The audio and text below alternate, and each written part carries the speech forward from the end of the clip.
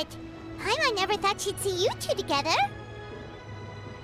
Nice to see you again, Traveler and Paimon. Oh, we're not interrupting anything, are we? Not at all. I wasn't in the middle of an interview or anything. I was just asking Miss Kuching about purchasing a kite. A kite? Are you buying some regional specialties to bring back to Fontaine? Well, yes. And... It seems you haven't heard yet. The theme of this year's Lantern Rite is kites. Oh, so that's why Paimon has seen so many floating in the sky. Liyue Harbor is always changing, so it is only fitting that Lantern Rite should change in turn. The Qixing believes it would benefit Liyue to build on our own cultural foundation by embracing the technologies of other nations. After all, it is said that the stones of another mountain may serve to better polish one's own jade. yeah, remember my business meeting with Tianquan Ningguang the last time I was in Liyue Harbor? That's what it was about. But all I really did was use my network to introduce Lady Ningguang to some interesting people. I'm not sure that quite counts as fostering cooperation. In the end, we decided to combine Liyue's traditional art of kite making with Fontaine's mechanical vertical lifting device. Mechanical lifting device? Sounds pretty impressive. But don't kites just use the wind to fly? Why would you need to add something mechanical? Well, you've actually just answered your own question, Paimon. How high and far a kite can fly depends as much on the weather conditions as on the skill of the person holding the string. But as soon as there's no wind, you can only flail about helplessly like a sweet flower medaka out of water. Experience doesn't matter at that point. Exactly. Liyue is now a nation ruled by humans after all. It's about time we had the power to make a kite fly, don't you think? Plus, the easier we can make it to enjoy, the more people will want to participate. Right? I also thought it was a novel idea. Plus, it shouldn't cost much to do. With Miss Charlotte's help, everything has gone smoothly. Our new mechanical kites are already available to purchase from a stall in the harbor. We're having trouble keeping up with demand. We also gave quite a bit of thought to the price. We didn't want it to be too much more expensive than a traditional kite. Cool! Turns out you two and Ningguang like playing with toys just as much as Paimon! Toys? They're not exactly toys. You see, Miss Kuching? That does seem to be everyone's first reaction. Although kites are one of our most time-honored cultural relics, outside of their use in certain ceremonies, I suppose they're considered playthings more than anything now. But to me, there's so much more than that. Think for a second about how remarkable it is that a flimsy paper kite attached to a string has the capacity to touch the sky. It is this slight piece of paper that also carries the weight of Liyue's cultural traditions. There's an old poem that goes, "O kite born of paper, flying true and sound, a lone traveler wanders, just waiting to be found."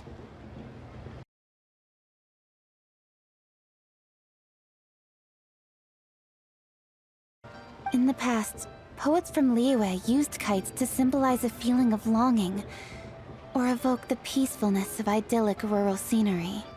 If the people of today can derive enjoyment from this activity, they will not only be more likely to better appreciate the tradition, but also to pass it down to the people of tomorrow. That's the Kuching we know, always thinking 5 steps ahead of anyone else. Well said, Miss Kuching. I've learned quite a bit myself. As long as you're willing to listen, I'm happy to share. I also know quite a lot about the various folk traditions related to kites. For example, whenever a kite blew away, people would say it was the Adepti that summoned the wind to take it away as an offering. That way, you can turn an unfortunate event into an auspicious one. What about something more fun? Do you know anything like that? More fun. Let me think. Oh, I suppose we should first talk about how kites are made. It's another one of our precious forms of traditional craftsmanship. My grandfather told me that back when he was a boy, children learned the art of kite making step by step from their elders. First, you use the thin strips of bamboo to construct the frame. Then, you draw a design of your choice on a piece of paper, paste it onto the frame, and tie on the string. Then, you look towards the sky and release the kite to soar among the clouds. Some people write down certain names or desires on their kites, cut the string, and let them fly free. Others may place particular thoughts or meaning into the design itself. Are certain designs associated with certain meanings? I'm gonna jot all of this down. Well, for example, kites in the shape of a butterfly typically symbolize freedom, happiness, or the desire to break free. Fascinating. What else can you tell me? The scissored-tailed swallow is the most classic design. It symbolizes good fortune and joyful tidings. Different colors also have small variations in meaning. Are these commonly understood meanings and symbols in Liyue? Kind of like the language of flowers in Fontaine. I believe so. Most have probably heard something about it from their elders at some point. If you're interested, Miss Charlotte, I have several books on the topic that I could lend you. They could be a useful reference. That would be a huge help! Great! Looks like I've got the outline for quite the article on my hands. Perfect! We're gonna take a look around. Then I'll show Miss Charlotte to my home for a little while. I almost forgot. The Ministry of Civil Affairs is hosting a kite flying contest on the night of Lantern Rite. If you're interested, you're more than welcome to bring a kite and participate. The rules are simple. Whoever flies their kite the highest and furthest within the time limit will receive a special honor along with a secret prize. I've already prepared more than enough empty film for the event. I can see the spectacle already. Maybe tone it down a bit, Traveler. What if we don't win? It's better to keep a low profile until the competition starts. Then we'll give them a show they never saw coming. Oh, that secret prize is ours.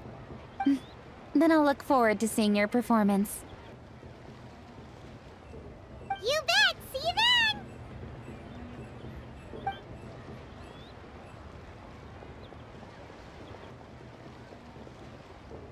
Wait, Traveler? Take a peek to your right. Do you see those two people lurking over there? Is it just Paimon? Or were they staring at us the whole time we were talking to Kuching and Charlotte just now? They seem fishy. Huh. Well, yes, but something's up. Paimon just has a bad feeling. Do you think they could be treasure hoarders? They always seem to be stirring up trouble during Lantern Rite.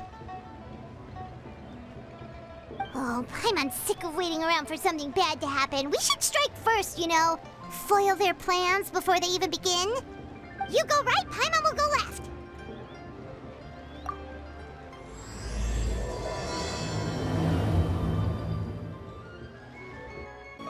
Oh. It is with such an air of urgency that you appear before us. Your comportment suggests you believe us to have committed some heinous crime. Perhaps you could enlighten us as to your intentions. Whoa, where did this fuddy-duddy come from? You should be the one doing the enlightening, buddy. Don't think we didn't notice you eavesdropping. One look and we could tell you were up to no good. Tell us everything, starting with your name. One bears no secrets before two such as yourselves. You stand in the presence of the mighty and illuminated Adeptus, Moon Carver. For the purpose of this foray into the mortal realm, however, you may address one as Hojong. You kidding? That deer's got his head stuck so far up in the clouds, there's no way he'd humble himself down here with the rest of us. You may want to hold your tongue, Paimon. Don't think that Paimon is gonna believe you just because you know her name. Let Paimon guess. You're supposed to be Mountain Shaper, right? Indeed. Mooncarver and myself have descended upon the mortal realm for a visit. The two of you may call me Jiahu. Huh. Looks like you did your research. But in our experience, the harder you try to lead us on, the more likely it is that we've got a big fish on our hands. We'll go straight to the Lilith and have you arrested for impersonating a Adepti. Preposterous. Utterly preposterous. Right. Tell us something that only an Adeptus would know. And it better not be some common knowledge that any person on the street could tell you. You may recall that in order to preserve the tranquility of one's mountain, one planted karst crawlers around Mount Hulao. In fact, the seeds are one of Streetward Rambler's cultivars. Among all the Adepti, her horticultural skill is preeminent. The plant neither wilts nor withers, and its practical use is undeniable. Yet it does require quite the upkeep. After a while, one tires of the effort. Thus, one had no choice but to foray into town to inquire from Streetward Rambler a gentler and more easily managed variety. On your way, you were accosted by a group of youths, and without revealing your true form, were unable to extricate yourself of their presence. If one's memory serves, Streetward Rambler had to personally come to your rescue. How did you come into possession of such knowledge? The young lass, Yao Yao, keeps no secrets from Cloud Retainer. Alas, one can only let bygones be bygones. That might have been more detail than we needed. Seems like you two are the real deal, and Paimon sorry for suspecting you. But, for beings as forgiving as yourselves, this is just water under the bridge, right? You indeed have an agile mind. Cloud Retainer was not mistaken in her high estimation of you. Paimon's still curious about something. It's just... Paimon can understand why Mountain Shaper is here, but why did you decide to come to the city, Mooncarver? It's not really your thing, is it? It is but an inevitable eventuality. Long have the mountains remained strangely idle since Cloud Retainer's move to Liyue Harbor. With Lantern Rite near at hand, one would expect Cloud Retainer to provide us with an account of the festivities in advance. Yet to this day she has failed to appear. Cloud Retainer is hardly the forgetful sort. One must never rest idle in the face of that which demands action. And since our acquaintances dwell in Liyue Harbor, we had to travel here in human form to avail ourselves of their aid, Cloud Retainers in this case. But a moment ago, one heard you speak of a mechanical kite of sorts. It appears the essence of the situation has hitherto revealed itself. Now it is time for one to retire back to one's abode. Huh. So, you're not looking for Cloud Retainer anymore? Perhaps there are aspects of Cloud Retainer's temperament that remain opaque to young Paimon.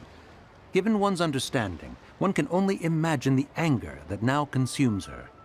Cloud Retainer is of a proud and arrogant disposition. She holds the belief that her skill in mechanics surpasses that of all others. One can be quite certain it is hardly with an open mind that she regards the arrival of this new technology. One surmises that she has shut herself away, refused all company, and buried herself in the study of her own creations. To call on her would only invite her rebuke. However, if you do happen to cross paths with her over the next few days, do pass along one's regards. Sure, leave it to us. Have a safe trip back, enjoy the scenery, and happy Lantern Rite! Thank you for your kind words. We shall now depart.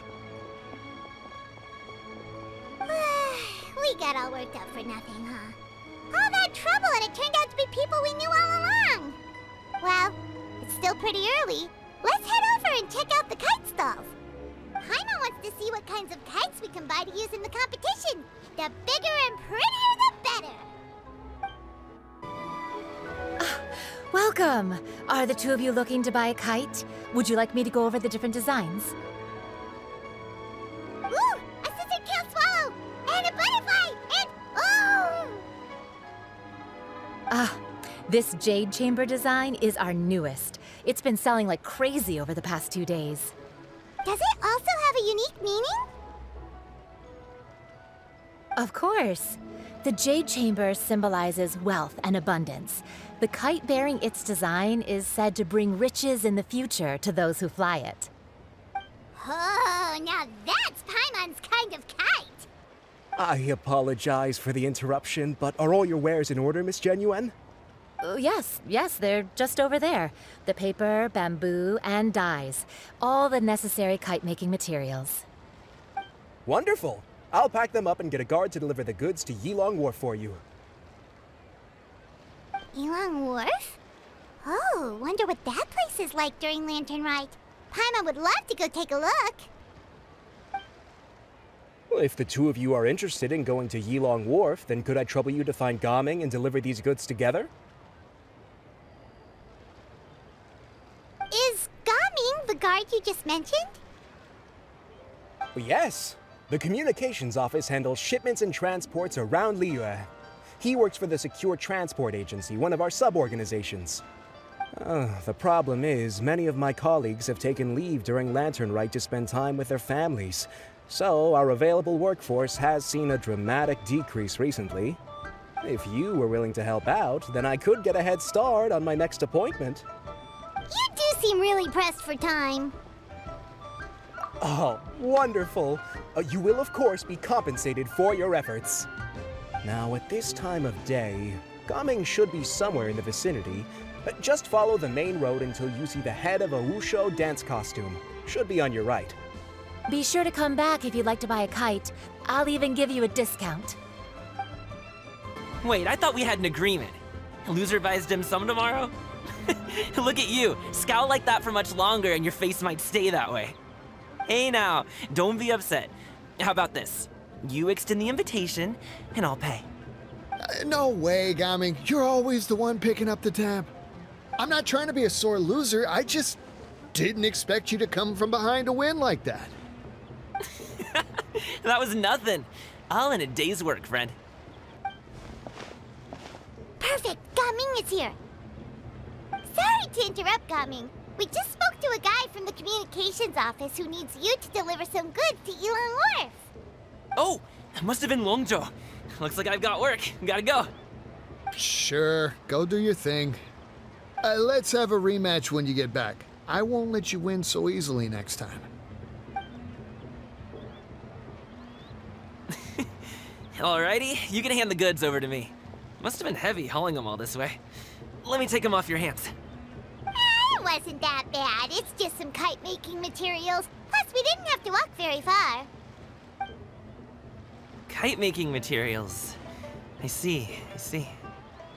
I'm glad it wasn't too much trouble, Paimon. Still, I owe you one. Ah, and you must be the traveler. It's nice to meet you. Thanks for your help. Huh? You know us? There probably aren't many in Liyue who don't. I've heard quite a bit about you two. You're quite well known around these parts. Oh, and please excuse Longzhou if he forgot to thank you. Take my thanks in his place. He's a good guy. He's just been super busy lately, running around from place to place. Don't be too hard on him, yeah? So, you here for Lantern Rite? Yep. It's always so lively this time of year. We were actually hoping we could tag along to Yilong Wharf and have a look around. Perfect! We'll go together then. I'm good with directions, so just follow me. Trust me, I know my way around. We can exchange stories, tell jokes, or just chat along the way. Oh, and there are a couple of good places to eat along our route. We can stop and grab a bite when it's time. The ingredients are fresh, the portions are generous, and the prices won't break the bank. You can order anything, and I promise, you won't be disappointed. Order anything? Hey, did you really have to call Paimon out like that in front of our new friend? Don't worry, I understand. I joke around like that with my friends, too. It just shows how close you are. Do you need to pack anything up before we hit the road? I can wait. Nope, our things are always packed and ready. We're pretty much travel experts at this point. Oh, that's right. Then let's get going. If we run into any trouble, you can count on me to protect you. I am a guard, after all.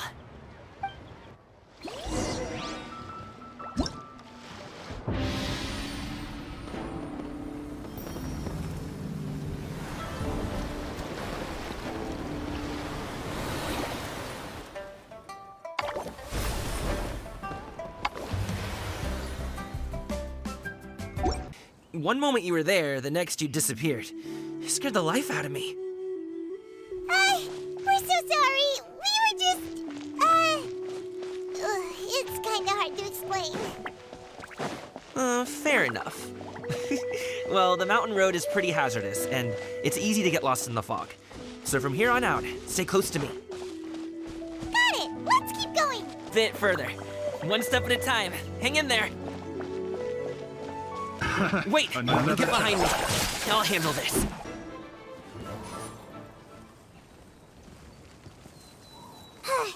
Seems like we really can't go anywhere without running into treasure hoarders, can we? Yeah, it's not uncommon for deliveries to get intercepted. That's why this job needs guards like us. Paimon was impressed by your moves back there. You seem like a real pro at your job. Oh, that's not a skill I learned on the job. It's just a hobby. Have you ever heard of wushu dancing? Really? Wushu dancing is famous in Chunyu Vale. Performers might be invited to promote the opening of a business or to spread good fortune during a holiday season. But I must admit, it has nothing on the popularity of the Liyue Opera. I'm also well aware that people in Liyue Harbor aren't exactly jumping at the chance to watch wushu dancing. So, it's not something I do full-time. Huh? You have 2 jobs? How do you have the energy to do all that? It's not that tiring. You just have to take a rest. Paimon gets it, so you must sleep a lot then. Not really. Just yesterday, I stayed up all night playing cards. Oh. Let's go. The docks are just up ahead.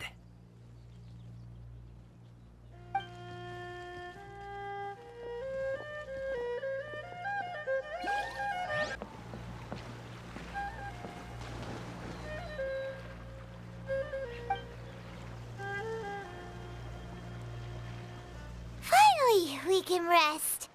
Ooh, Paimon's shoulders are so stiff. And her stomach so empty.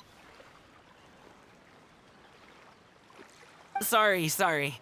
Did I push the pace a bit too much? I mean, you were the ones who said you were travel experts. Liu is just too hilly. Floating up and down so much. Where's Paimon out? Oh, Paimon was finally satisfied and now her poor stomach's empty again. Aw, would you like some winter melon cake? I have some on me that I bought from a store. Yes, Paimon will take all you got. You might want to pace yourself there, or you'll be too full to eat a proper meal later. Paimon never gets too full. Just like you apparently never get tired, no matter how far you walk or how many jobs you work. Ah, I see. Then here you go, Paimon. And for you, traveler. Enjoy. And here's some for you too, Uncle Bosu. Don't think I forgot about you, my friend. I'll just set it to the side here for you.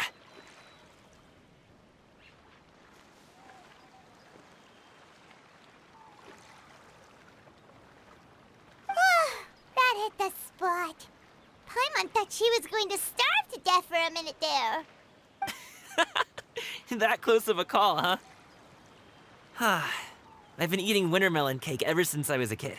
You can buy them from all sorts of places, whether it's a small vendor on the side of the road or a big restaurant in the city.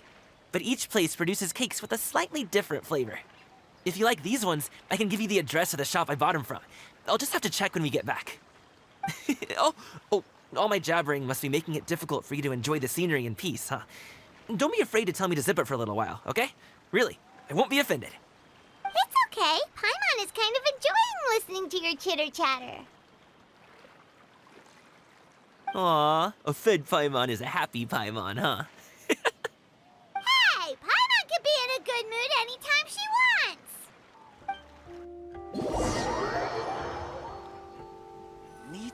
fresh bamboo for this.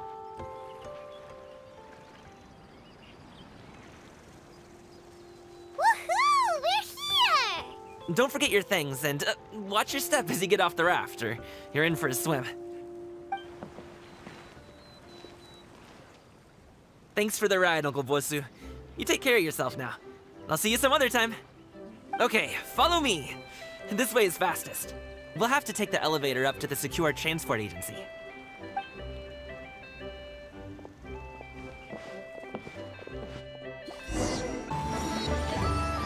Hey! Slow down. I'm begging ya. What is it? No one's gonna try any funny business when the street is this packed, right?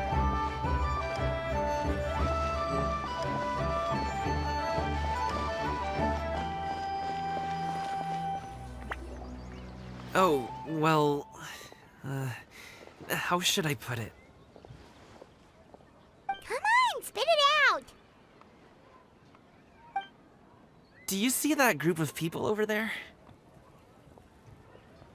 Those are my relatives. Wow, you sure have a big family. Once they start buying things, they won't stop perusing till it gets dark. This is bad. They're your family, not your arch enemies. What's there to be afraid of? Unless... Oh, did you do something horrible to them? No, it's not that. I'm just not that good at dealing with my family. It would be best if we could steer clear of them. I'll explain more when we have the chance, but right now, we've got a job to do. The left side looks pretty packed. Let's go straight. Slow and steady wins the race.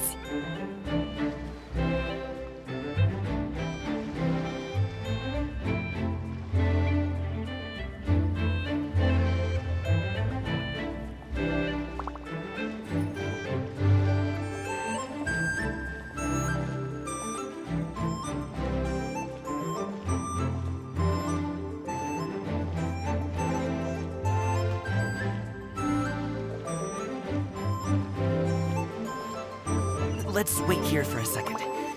Maybe my aunt will leave.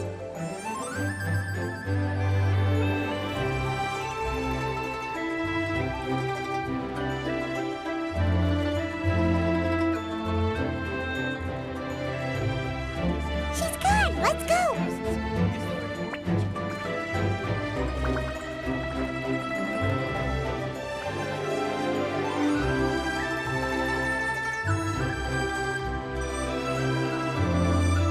Turn left. Run!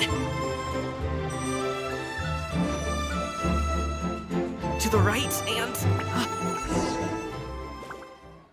Wow, you guys are good. I'm impressed. That was nothing. It was a piece of cake. Oh, winter melon cake to be exact. You really liked it, huh? Ooh, you know what? I'll buy you a whole bunch and pile them so high you could swim in them. As long as you don't wind up drowning, Paimon. Hey, Uncle Jirgwe. These are my friends, the Traveler and Paimon. They came to deliver some goods with me. So, I guess I'll go ahead and take these over to Uncle Yongzan then? Yes, thanks for your hard work. I should thank you both for your trouble as well. Please take a seat and rest for a bit. I'll prepare some tea. No need. We'll be off soon anyway. Hey, we're already here, aren't we? No harm in taking a load off for a bit. Plus, I know the Secure Transport Agency has some great Songhua tea stashed around here somewhere. I promise you, one sip and you'll be hooked. Anyway, you just sit down and relax, Uncle Jirgwe. Who would I be if I just sat here and let you go through all this trouble? Leave this to me. I have to be up and about to drop these goods off anyway. What's a little extra time on my feet? Oh, you aren't too picky, right, Traveler? I know Paimon prefers things on the sweeter side, so I won't steep the tea too long. And I'll add some dim sum pastries on the side. Aw, you noticed what Paimon likes?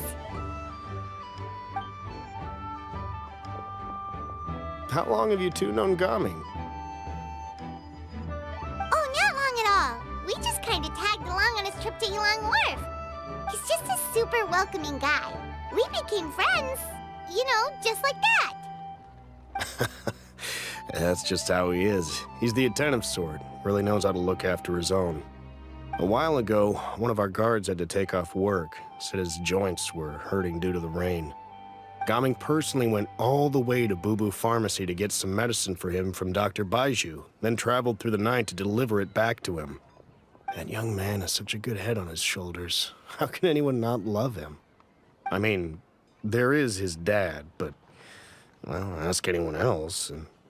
Uncle Yongzan says he doesn't have the personnel to spare for this delivery right now. So what do you think, Uncle Jirgui? Should I go ahead and deliver it instead? It feels like we've troubled you enough already. It's kite-making materials, though. Could be for a kid.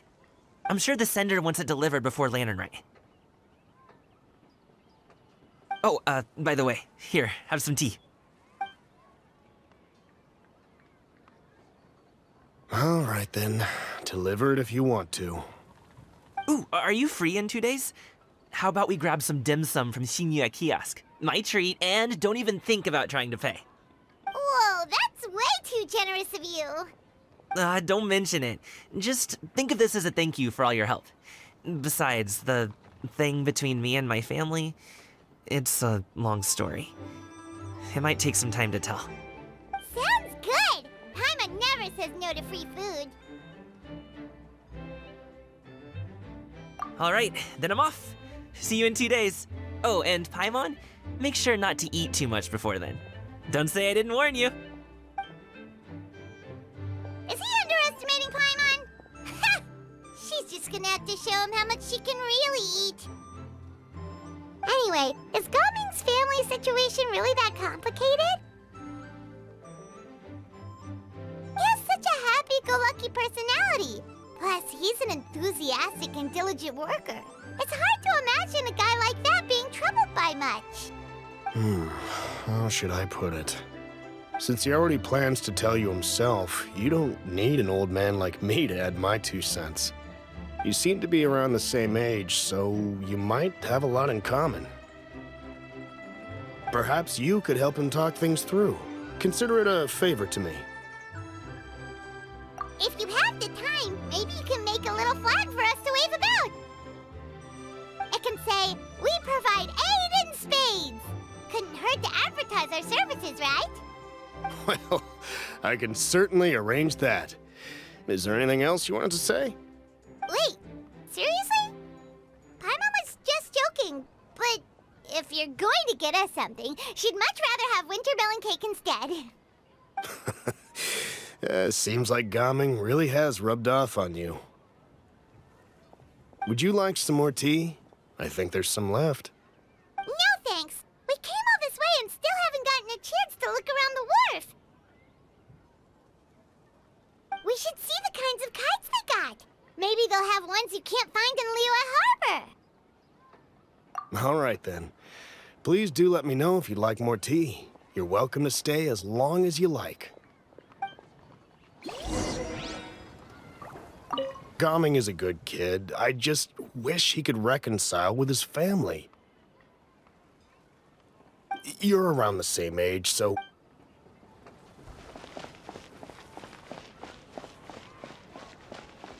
Only with solid practical training. Done.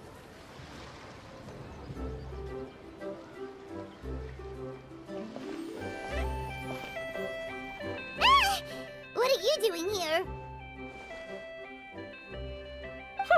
The way you speak, one might have presumed you were displeased to be in one's presence.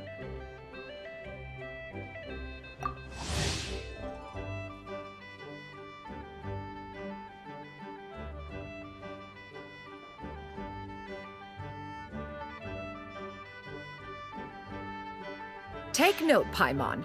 You could learn a thing or two about how to respect your elders. Ugh, starting on the elder stuff already, huh? Shouldn't you be back in your cave tinkering away at some kite-related thingamabob or something? What brings you out here? And what's with that huge box next to you? Ah! Paimon gets it. You're here to do some shopping, aren't you? And what of it? The Qixing's decision to integrate Fontanian technology into said kite-flying competition is of no consequence to oneself. Did you expect one to willfully compete against the whimsical trends of worldly sentiment, or perhaps even fall to petty sulking over such? It's not that we think those things exactly. That's just what Mountain Shaper and Moon Carver told us. Or Tia something and Ho. Paimon can't be bothered to remember what their aliases were called. Anyway, they went to Liyue Harbor to look for you. They even asked us to pass along their regards if we ran into you. Oh, huh. Tianyun?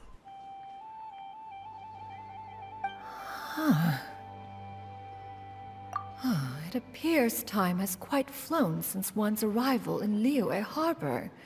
How could one have forgotten about those two old fossils? One shall have to bring them back some divine herbs to atone for this slight. Nay, given that one has ventured all this way to Yilong Wharf, tea would be more advisable. A great thought has illuminated one's mind once again. One is reminded that certain purchases have yet to be made. Perhaps you two could wait here whilst one performs this task. It'll be but a moment. Huh? Wait, here? You really just gonna ditch us here to watch your stuff? Oh, that woman really just does whatever she wants. Hey, not you too, Traveler! Oh, all this Paimon ditching is super not appreciated. Just come back soon, okay? Paimon doesn't want anyone to try and steal his stuff. Welcome. Please have a look around. We only sell teas of the finest quality, sourced directly from Chaoying Village. Might I recommend the Sunglo variety? It's one of our specialties. Now, that sounds promising. One will bring some back for those old fossils, and all will be well. 2 boxes will do. Wonderful. By the way, we're actually running a special Lantern Rite promotion. Buy 3 boxes, get 10% off. 4 boxes will net you 20% off. 20% off 4 boxes. This merchant strikes a fair bargain. One might as well give some to Morax and Ping too. Then 4 shall suffice. I see. Are you intending to give these as gifts? If so, perhaps I can interest you in these exquisite gift sets. Buy 10, get half off. Look at the magnificent design, and the red ribbon gives quite the festive flair, don't you think? Such a gift would be sure to impress any lucky friend or family member. 10 boxes. Seems rather excessive. But if one factors in the Conqueror of Demons and one's disciples... 10, a nice round number, don't you think? Of course you do. I'll even shave a little extra off the price for you. That is agreeable. One will, I will have these boxed up then. Of course, right away. I see you have quite the eye for fine items, mademoiselle. Perhaps some of my wares might also be of interest to you. I'm a toy merchant from Fontaine. You'll get nothing but the finest and most intricate clockwork toys Mora can buy here. Each one sure to be a source of endless amusement.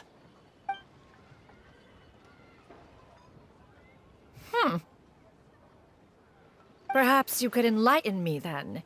When should said amusement be derived? Well, that is, of course, best understood by playing with them yourself. If you could wait just a moment, I can bring one out and give you a demonstration.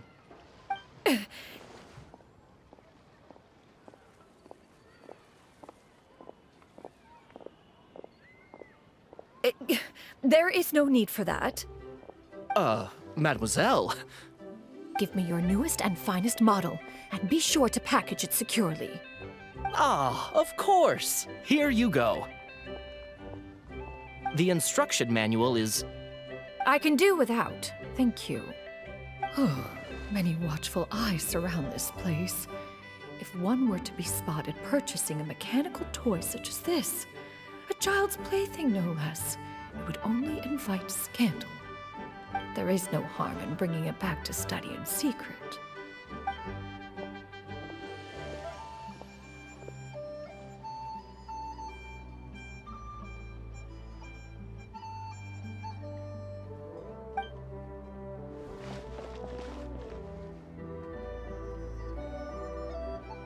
Oh, Xianyun, did your shopping go smoothly? Naturally. One may not delight in social interactions, but that does not mean one lacks said faculties.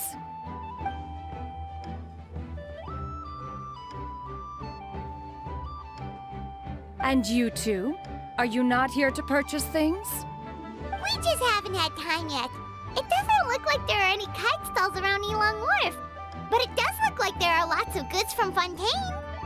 You are also planning to participate in the kite flying competition, then?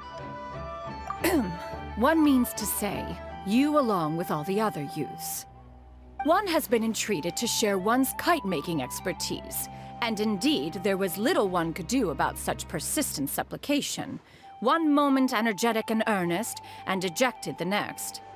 One had no choice but to acquiesce to these requests, and thus, one will be organizing a kite-making workshop to provide personal instruction in this art form. Oh, who will be participating then? Shuyu, Shenhe, Ganyu, and Yayo. Wow, that's quite a few people. Also, this is all pretty well, Xianyun, but it's not like you have to make your own kite to participate in the competition. You can just buy one ready-made and call it a day. Ha! You speak of those equipped with the mechanical lifting device, do you not?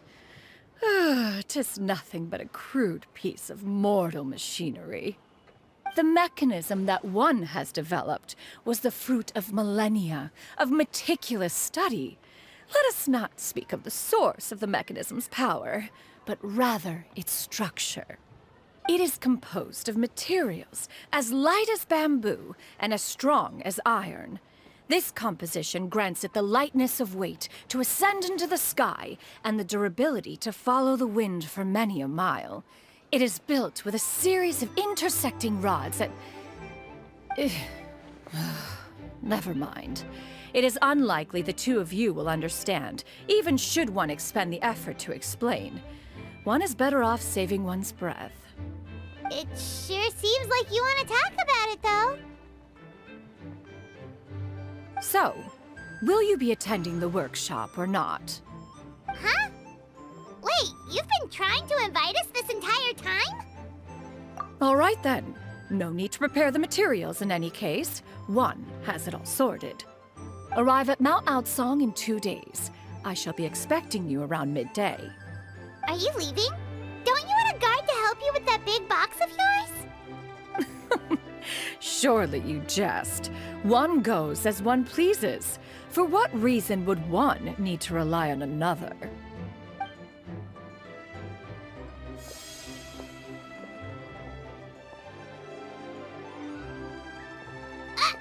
It can float? What kind of invention is that? One calls it the floating toting device. Huh. She seems pretty proud of that one. Look at her walk down the street. She seems so confident, but everyone around her is looking at her all funny. Paimon wonders... never mind. But anyway, that box of hers seems to be full of those mechanical lifty thingamabobs. Not that Paimon was peeking or anything. She just, got a bit unsteady for a second and accidentally brushed the embroidery on top. And wouldn't you know it, all the stuff inside almost came bursting out. Paimon even went out of her way to keep it all together. All Paimon say is that Xianyun sure does try hard to save face. What did she call it again? A crude piece of mortal machinery? Paimon bets she just can't wait to take it apart and see how it's made. Totally. We should probably act like we didn't see anything, though. You know, in consideration of her feelings and all. After all, that is the propriety with which one should comport oneself. When it comes to an elder, right? Oh, you're here early. I just ordered. The food should be out in a second. Sit down, sit down. Let's all take a seat. Here, hand me your cups. Oh, thank you. Wait, you weren't supposed to drink that, Paimon. That was for you to rinse your utensils. That's a thing?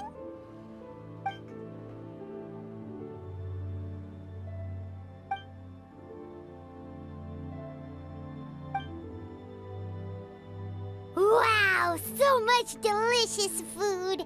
Do you really eat all this just for breakfast? That's just how we do it where I'm from. Most of the time, though, I don't eat lunch after dim sum. Oh, that's good to hear. Paimon doesn't need to worry about holding back then. Eat! If it's not enough, we can always order more. Oh, and there's tong soy coming as well. I don't usually have that in the morning, but, well, since everyone's here, I just had to order it. What about you, Traveler? Is the food to your liking?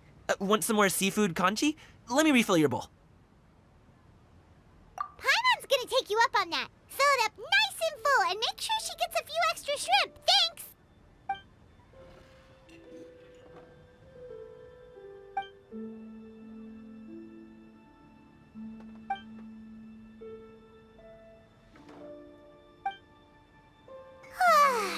So full. That meal was so satisfying, it even gave Paimon some extra brain juice.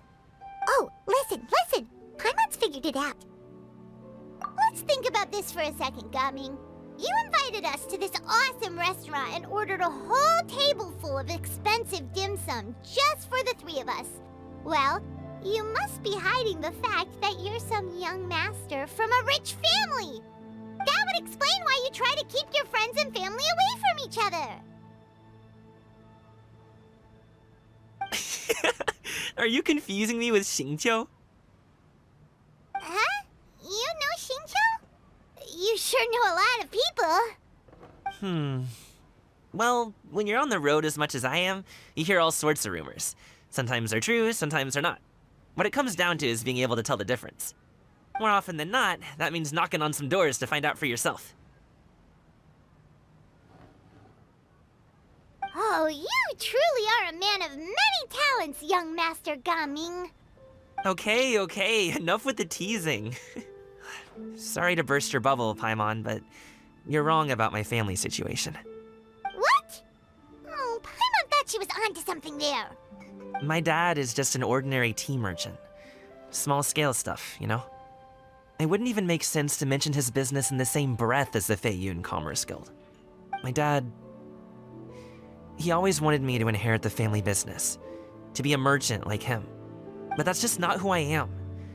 It's not who I ever wanted to be.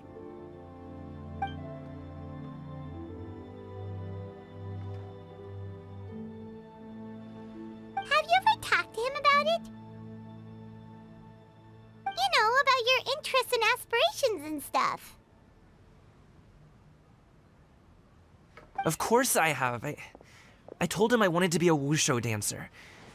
That I wanted all of Tevat to see what I could do. According to my dad, though, that wasn't a real job. Just a child's pipe dream. Oh, that's terrible. I'm sure he thought I would come around eventually, but wushu dancing has always been the only thing I wanted to do. One day, he tried to get me to visit some other tea merchants to start building the right relationships, but I refused to go.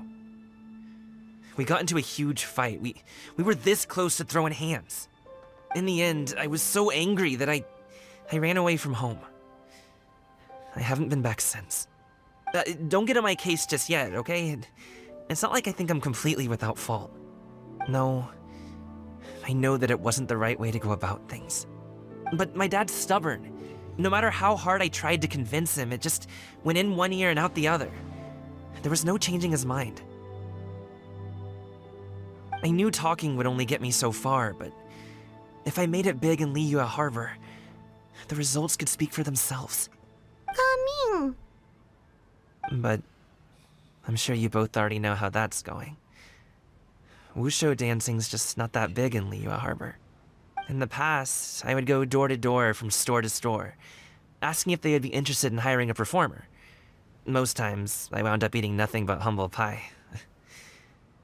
And you can't just rely on dreams to put food on the table, right? So, I found a job as a guard to make some money. And now I have enough to get by and then some.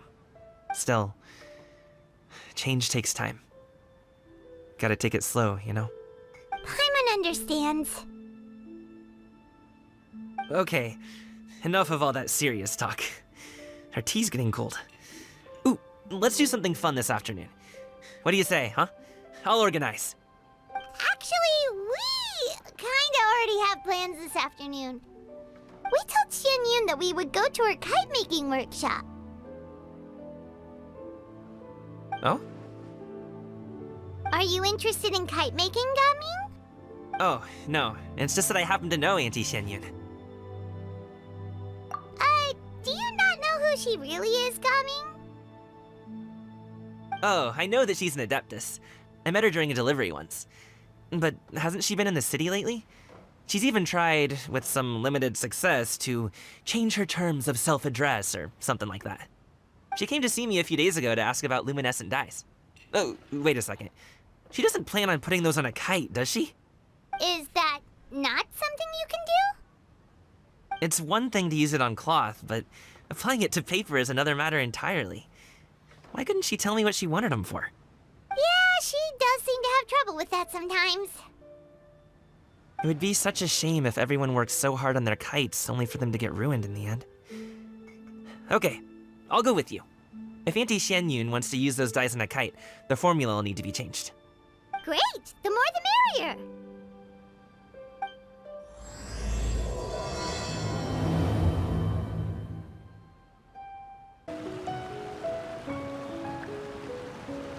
Ganyu! Ganyu! Come on, wake up! Some friends have arrived!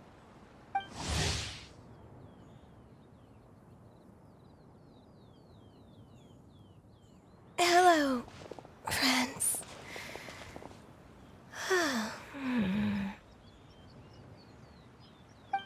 Ganyu! Oh, I have some mint oil. Perhaps we should try that. A guest at Wanmin Restaurant recommended it to me. I've tried it. Its stimulative effects are much stronger than what can be achieved from chewing on mint leaves alone.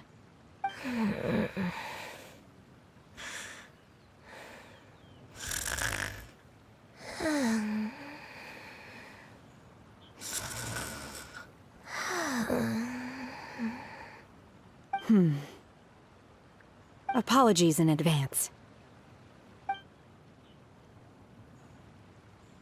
Wait! Shenhe? Not there!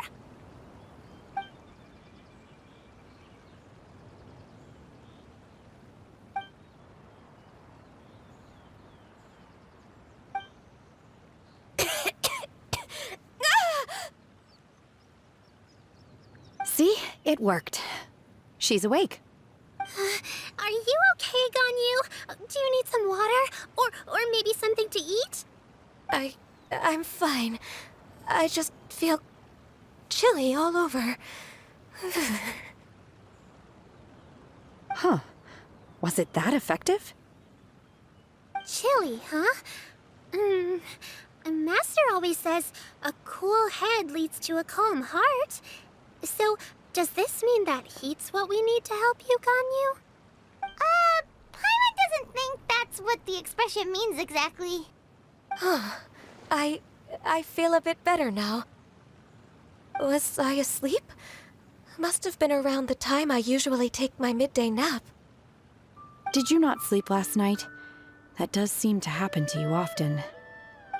Perhaps you should come work at Wanmin Restaurant with me. We get off at 10 on the dot every night without fail. I could never. I'm sorry. I seem to have missed your name. You are... Me? My name is Gaming. I work as a guard for the Secure Transport Agency. Gaming. The name sounds familiar. I believe I've heard your name mentioned around the Ministry of Civil Affairs. People tell me you're an extremely enthusiastic worker, and you are very generous with your help. Well, you know me. Or, I guess you don't. My name is Ganyu. This is Shenhe. And this is Yao Yao. It's an honor to finally meet you all. Oh, you must be here for Auntie Xianyun's kite-making workshop, right? Yes. I have neither made nor flown a kite before. As long as Master is willing to teach, I am willing to learn. Me too. I want to participate in the kite flying competition with my best friend. Plus, it's more meaningful if you make the kite yourself, right? Your best friend didn't come with you? Well, Chi-Chi's been super busy helping Dr. Baiju lately. I'll meet up with her later and give her a huge surprise. Oh, I also brought bandages and ointment with me today. It's easy to cut yourself when working with bamboo, so I thought I should come prepared. Wow, you're really thoughtful. As for myself, I'm afraid I lack some of my companion's enthusiasm. I was originally planning to buy a ready-made kite and just enjoy the festive city atmosphere with everyone. But Cloud Retainer is always going out of her way to look after her juniors, wanting us to have the best there is. She always puts us before herself. It was so thoughtful of her to arrange this workshop, so I simply couldn't let such consideration go to waste. My motivation for being here might be a little different, yes, but I'm ready to put in just as much effort as everyone else. Well, we're all here, but where the heck is Xianyun? Shouldn't she be here by now? Who is it that speaks of oneself in such an ill-tempered tone? Oh, come on! You clearly heard Paimon! Master stopped to buy grilled tigerfish to share with everyone. Come get it while it's still warm. Oh, Paimon, sorry, Miss Illuminated Bird! Paimon always knew you were the smartest, coolest, and prettiest Adeptus. Someone as wonderful as you is sure to have brought enough for Paimon as well, right?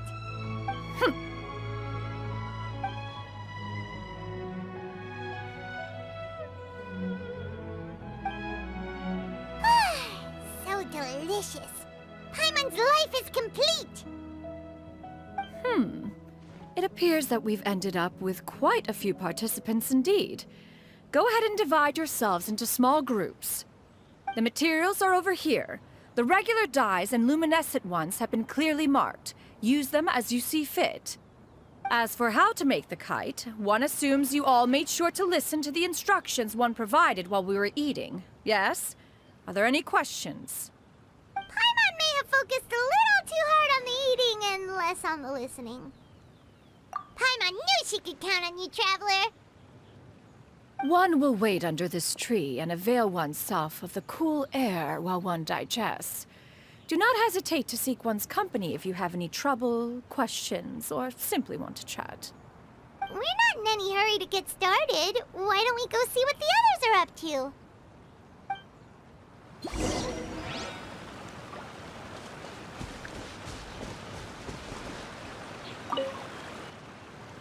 Auntie Cloud Retainer, look! Am I doing it right? Very good. Your frame is nice and sturdy. This design, is it a finch? Yep. One is looking forward to seeing your finished product. What color are you going to make it, Yao Yao? I haven't decided yet. If I make it blue, it'll be more like my friends.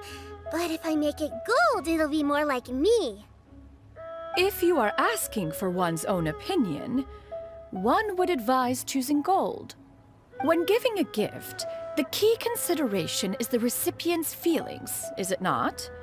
One imagines your friend would much prefer a kite that reminds them of you. Oh, hey, I never told you the kite was for Chi-Chi. How did you know? With age comes wisdom, child. One simply has a way of knowing things. Oh, cool! Thanks, Auntie Cloud Retainer. I'm gonna start painting it gold right now.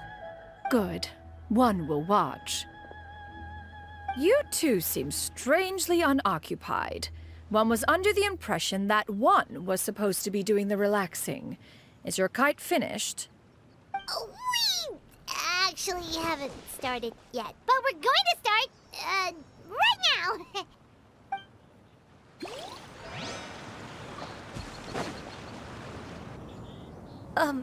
Shenhe, it would be great if you could refrain from putting things on my horns from now on. They're really quite sensitive. I see. My apologies.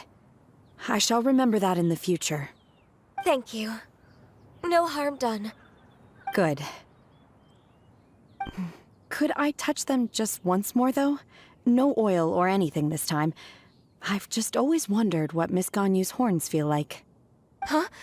Please, I told you. Just call me Ganyu. Well, all right. Just be gentle. Firm to the touch with no discernible temperature. Oh, not unlike certain medicinal plants I've eaten before. Oh, still, Ganyu appears to be shaking like a cat whose whiskers have just been touched. I should stop. I see. Then I'll apply the oil to your forehead next time. Oh, no need. I'll just refrain from taking afternoon naps outdoors. Anyway, we should probably get started on our kite. It won't be long before Cloud Retainer comes to check on our progress. Perhaps we should just choose the most traditional style. Okay. Well, they seem to be getting along swimmingly. Let's not disturb them.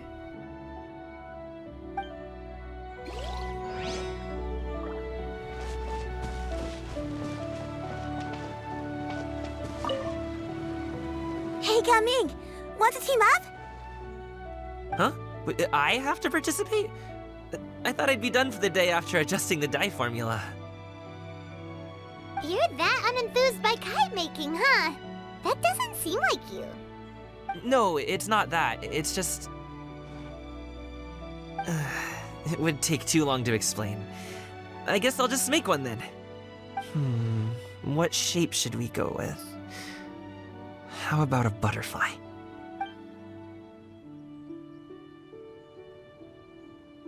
What do you think, Shuyu? Is there a particular design you want? I want a swanee! That might be a little hard to pull off. True, but I still want to try. They're super cute. Okay, it's decided then. We should get started on our kite now. Let's go.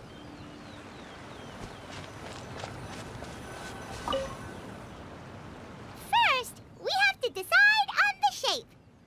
Hey, what are you laughing at?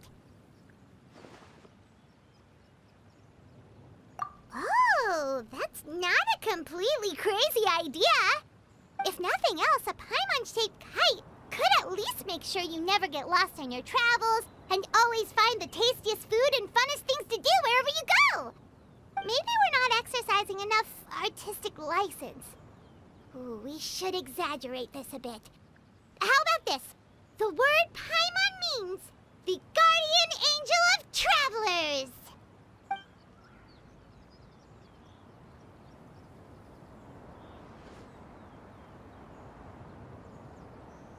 Now, what expression should we give her, since the kite is going to be flying super high in the sky?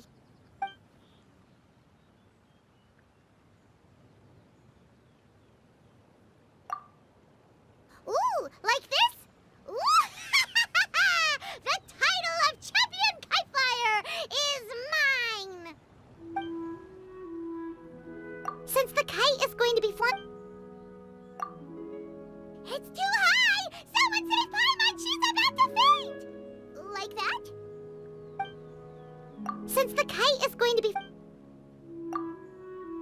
Oh, Paimon totally didn't do anything wrong! And even if she did, she doesn't deserve to get shot up into the sky for it. Something like this, then. Now that we've decided, let's make it happen.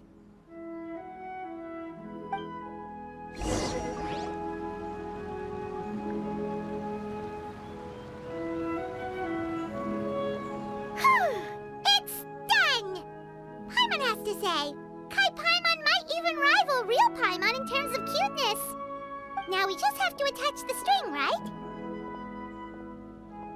All right, gather around, everyone. Oh, Shenyun's calling us!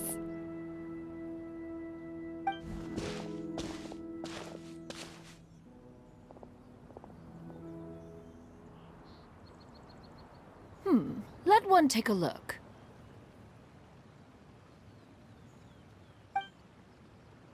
Wow! Ganyu and Shenhe made a scissor-tailed swallow! It's so pretty. Yep.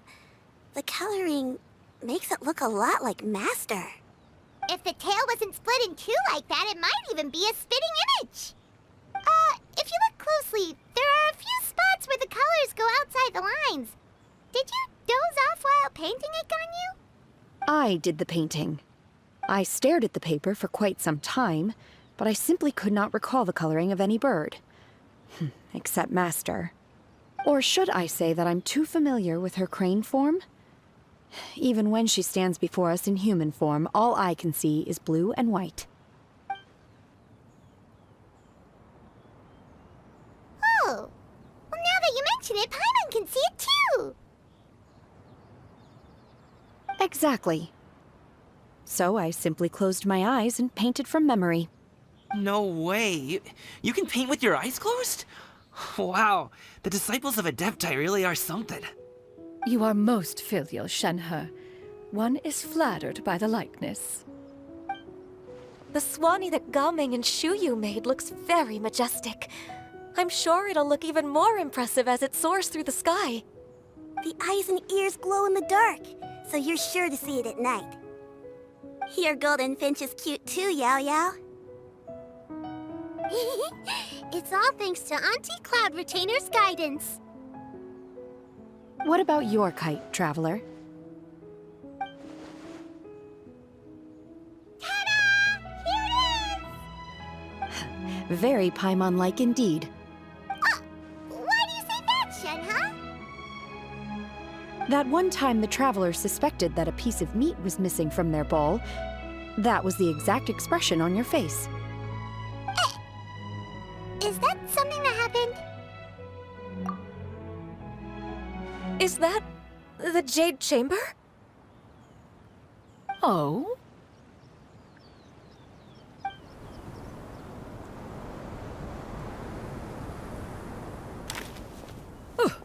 Who dares attempt such a flagrant display of impropriety by releasing a kite into one's territory without one's permission? Oh, and to do so by making use of this crude piece of mortal machinery. One simply must know who it is that possesses such impertinence. Continue attaching the strings, everyone. One will be but a moment. Cloud Retainer! Traveler, Paimon, could I trouble you to go after Cloud Retainer? Master's going to be okay, right? I'm more worried about the person who released the kite. There's wind up ahead! Looks like we can glide over! This Fontanian device of mechanical motion is quite curious indeed. Now is hardly an opportune time for your musings. Someone among us was not sufficiently attentive, and now the kite has vanished. Calm yourself. Do you have any recollection of its last location? One believes it drifted in the direction of Mount Outsong. Perhaps it is mere happenstance, but one feels a certain sense of dread at the thought. Your concern is misplaced, surely.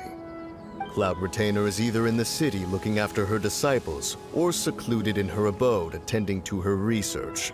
She will not notice that kite. On the subject of said kite, however, one simply must remark on the genius of its windless lift technology. One cannot help but surmise that its ingenuity rivals that of Cloud Retainer's creations. Still thy tongue. If Cloud Retainer were to hear you profess such a thing, we can both say farewell to any further use of the Supreme Cuisine Machine. One presumes that this kite belongs to you. Huh? Regard the situation with which we are now confronted. This is all your fault. One's fault? One seems to recall that releasing the kite was no solitary endeavor. Say something, Mountain Shaper. Surely you can think of something to appease her. Further explanation shall only fan the flames of her wrath. It would be better to stay silent and retire at the earliest opportunity. We can hardly avoid her forever. That may suffice during Lantern Rite. But what about the Moon Chase Festival? Sooner or later, she will discover our true identity. Hello? Go retrieve the kite. Absolutely not. You retrieve it. That is not our kite. Oh, so an adeptus such as oneself is mistaken then? Ah, you're an Adeptus? Please forgive us for any impropriety. I truly possess no inkling of who could have released a kite into your esteemed domain. Pray, who could be responsible for such wanton behavior? Verily, verily, we were but delighting in the surrounding scenery. This locale is home to such exquisite... mint! Well, and if that's all, then we'll just be on our way. We finally caught up. You sure do fly fast in your illuminated bird form, Shinyan. Mooncarver? Mountain Shaper? What are you doing here? You? Okay, now Paimon's getting a weird vibe. Did she say something wrong? It is of no consequence. Long has one seen through their disguises. One was simply curious as to how long they would keep up the act. Then you are not angry? How could one feel anger at the sight of two old friends enjoying themselves? One is also well aware of how enticing these city novelties can be. We were simply consumed by a fit of festive spirit. Seldom do we get the opportunity to partake in the delights of the times. However, we are far from being as adept as you in matters that require a deftness of hand. No worthy kite could be born of our own making. Thus, we could only take the convenient route, so to speak. Your prowess in mechanics is unparalleled, Cloud Retainer. You wield the wind and waves themselves. Your singular talent stands unmatched across the land. Of this, we are well aware. One has guests to attend to. We will have to convene again some other time.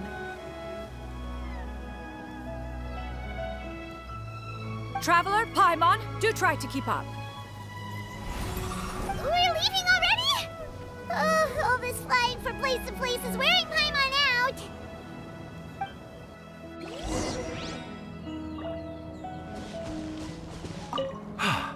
It seems that one's concern was misplaced after all. Then, should we continue flying the kite? A splendid suggestion, but it would be advisable to change locations. Perhaps your mountain would suffice? It is more than spacious enough. A fine idea. A fine idea indeed.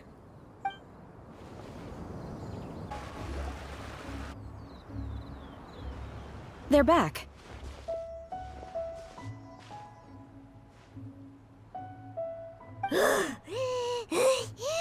Paimon's pooped. Hi. Why are there only two of you left? After you left, Yao Yao and Shu Yu tired themselves out playing with their kites. Gao Ming offered to escort them home.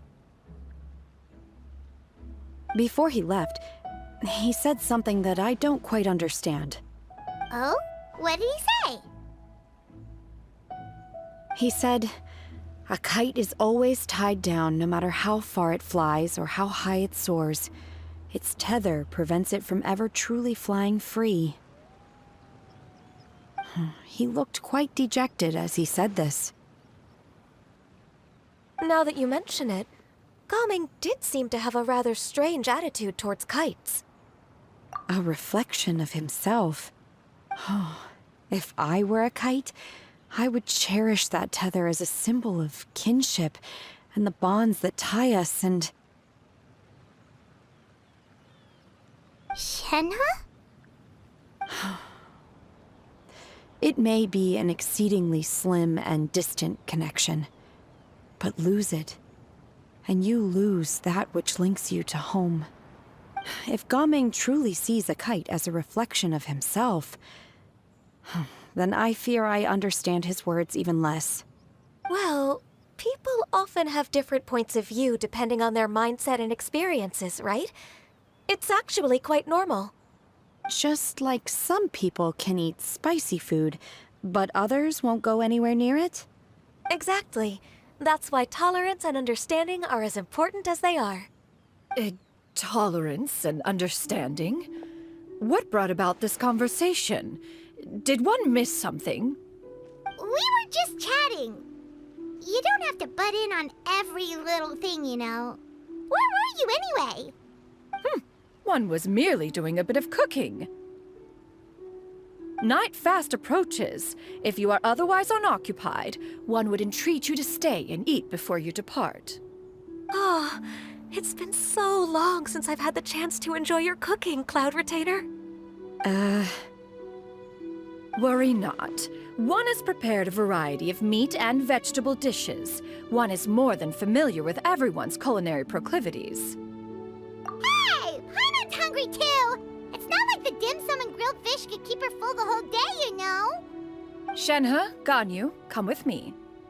Whoa, what's with all the secrecy? You're not trying to play favorites, are you? If you're ready to serve the food, we can help too.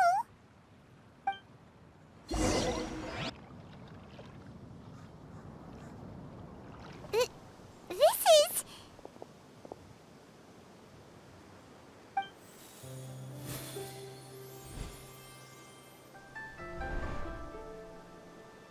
Oh, I can feel the wind brushing against my legs.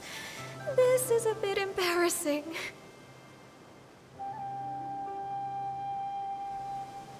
Is the headpiece secure? I should have asked Cloud Retainer to check before I stepped outside.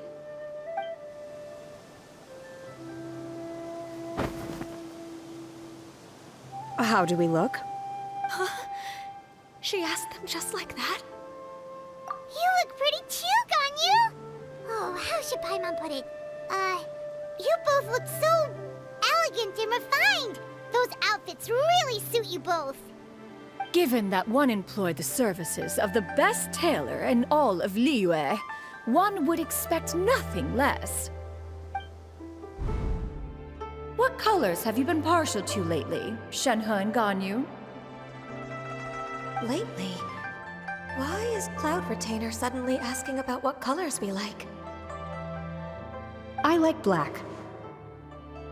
One is gratified to see one's disciple has inherited one's own tastes. The color black doesn't get dirty easily. A virtue I've come to value recently. And you, Ganyu?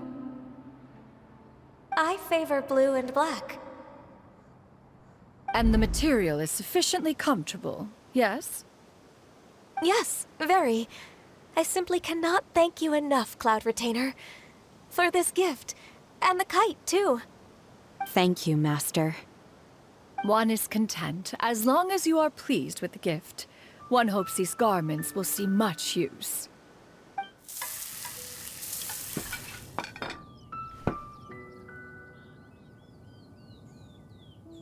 Seems like your supreme cuisine machine is just getting better and better, Xianyun! This golden crab's particularly good. The shell's deliciously crunchy, and the meat inside is so succulent and sweet! Paimon can't stop eating. It's a good thing Gaming isn't here, or Paimon would have to duel him for the food. You know, with chopsticks.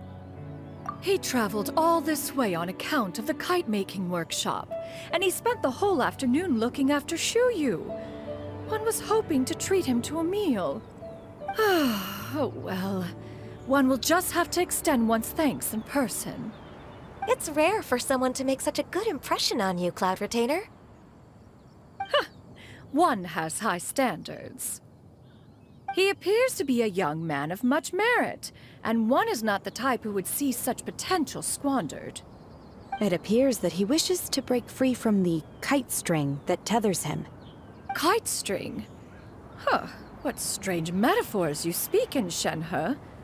Ever since you returned from one mean restaurant, your turns of phrase render one at quite the loss. Where do we even begin? Oh, do you know about the conflict between Gaming and his dad, Xinyan?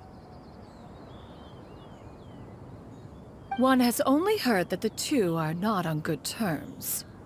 He ran away from home and hasn't been back since. Oh?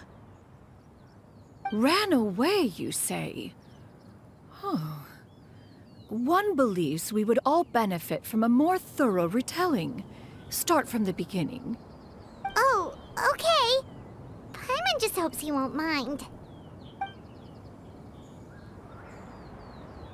What? This shall not do. Lantern Rite fast approaches. We must make haste. As one was contacting various tailors around Liyue, one could not help but be reminded of Menogias. He possessed a singular talent for clothing design. He had an exquisite eye, not just for fabric selection and color pairing, but also for what accessories could best accentuate a garment's overall styling. At a gathering of Adepti, Bonanis once complained in secret to some of the ladies in attendance that the skirt Menogias made for her was too long and impractical, lamenting that it would only hinder her in battle. However, when one asked Menogias his opinion, he remarked that the train of the skirt would serve to enhance her adeptal countenance by exemplifying a certain elegance. Menogias was that type of person. When it came to topics relating to garments and accessories, not even Rex Lapis could best his stubbornness. And later... one seems to have strayed off topic. One means to say that Lantern Rite should be a day of reunion.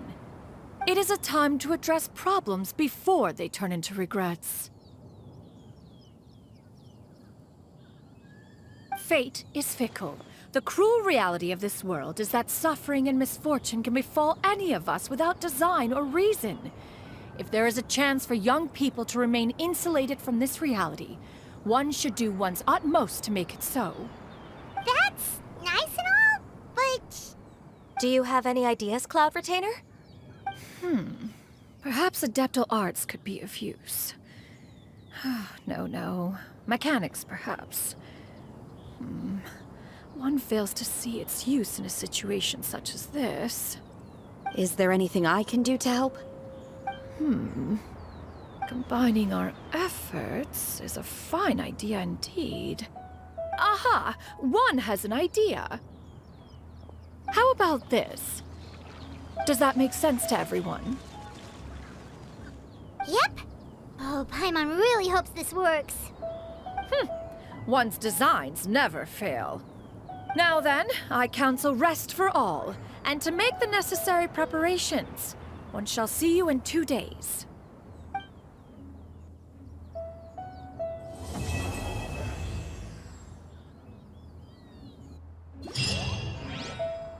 It's time to carry out the plan! Let's go find Gaming! Hope everything goes well.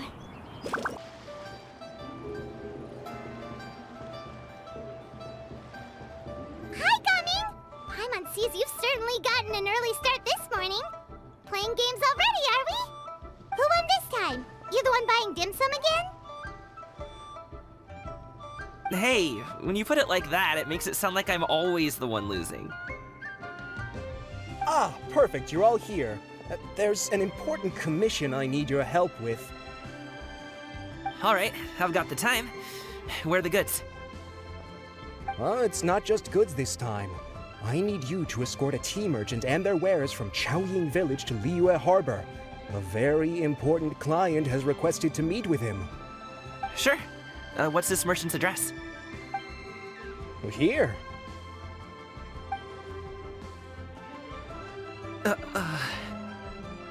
If the client's that important, then this must be a very crucial, very pressing commission, right? Of course, the sooner you complete it, the better. I would advise you to depart as soon as possible. All right, don't work too hard now, Longjo.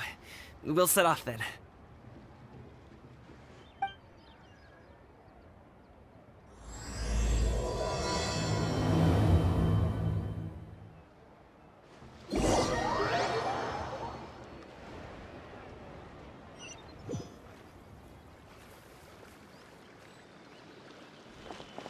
You're a bit quiet today, Gaming. Oh, do you want Paimon to tell a story? We're almost there. I'll take a rain check on that. Hello, you must be the tea merchant heading to Liyue Harbor. We're here to escort you.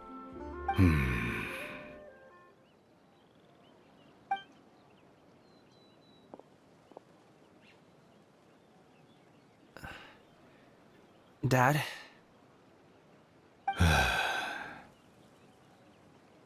Oh, so you're Gaming's father. It's nice to meet you. Just leave this delivery to him. Trust Paimon, he's got this in the bag. Gaming is super good at what he does. Everyone at the Secure Transport Agency says as much. Even the Ministry of Civil Affairs has nothing but good things to say about him. Seems like you've made some sort of name for yourself at least. The goods are all in order? Yes, they're all here. Then let's get going. A very important client has asked for you by name. You kinda have to come with us. Paimon doesn't know how we would explain ourselves if you just didn't show up. Plus, you'd be missing out on a huge money-making opportunity. I see. I suppose I will have to trouble you all to escort me, then. Let's go. We've been walking for so long. Is anyone tired? How about we stop and rest for a bit? I'm fine. Gaming, don't you usually have some delicious snacks on you? Come on, bring them out so we can share them. I'm fine. Thank you.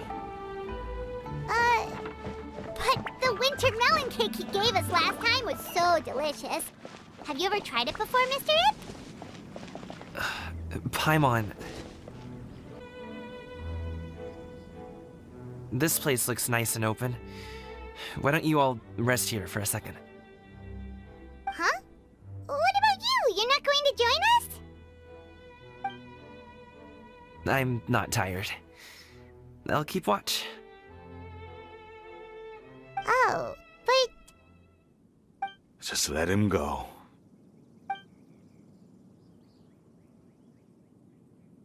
Okay, we'll just share amongst ourselves then.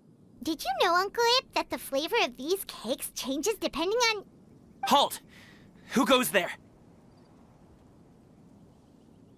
It appears that one's movements were overly conspicuous. Enough of your musings. Focus. Focus on the matter at hand. Present your exquisite ornaments at once. Indeed. Bring them forth readily and without protest. Ah! What do we do? It seems as if these two are acting alone. It won't be difficult to subdue them, but they might have something else waiting in store for Dad. The best way to keep him safe is... Leave this to me. I'll handle them. Traveler, Paimon, take my dad and the goods away from here. No, Gaming. It's too dangerous. This is what I do.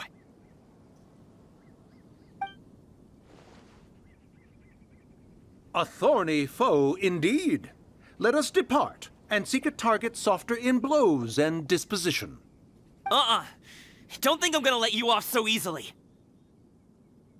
Away! Let us away! Coming! Don't worry, he's a great fighter. Paimon's even seen him take down a dozen or so treasure hoarders all by himself. But, Gaming, If he had just stayed by my side and learned the family trade, he wouldn't have to put himself in such dangerous situations. We just have to trust him. Let's go on ahead. We'd best get away from here, in case there are other bandits in the area waiting in ambush. All is going to plan.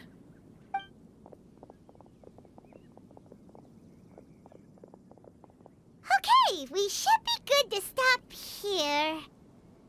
Yangli? Oh no, what is he doing here? Good sir, please listen to me. Reel in your line and leave this place as quickly as you can. There are bandits in the area.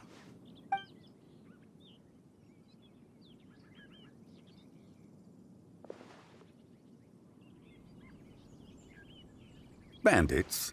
Acting in broad daylight?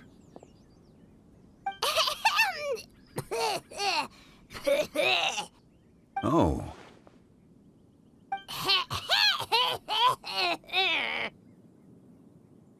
Ah, I see. It appears many people are catching a chill as of late. If your throat is bothering you, Paimon, perhaps some tea and rest are in order. Nope, no need. Paimon's fine. She just, had some cake stuck in her throat.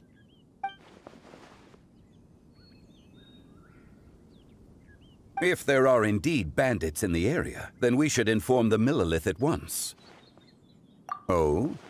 Well, if that's the case, such matters are best left to those with the necessary expertise, wouldn't you agree? I suppose you're right.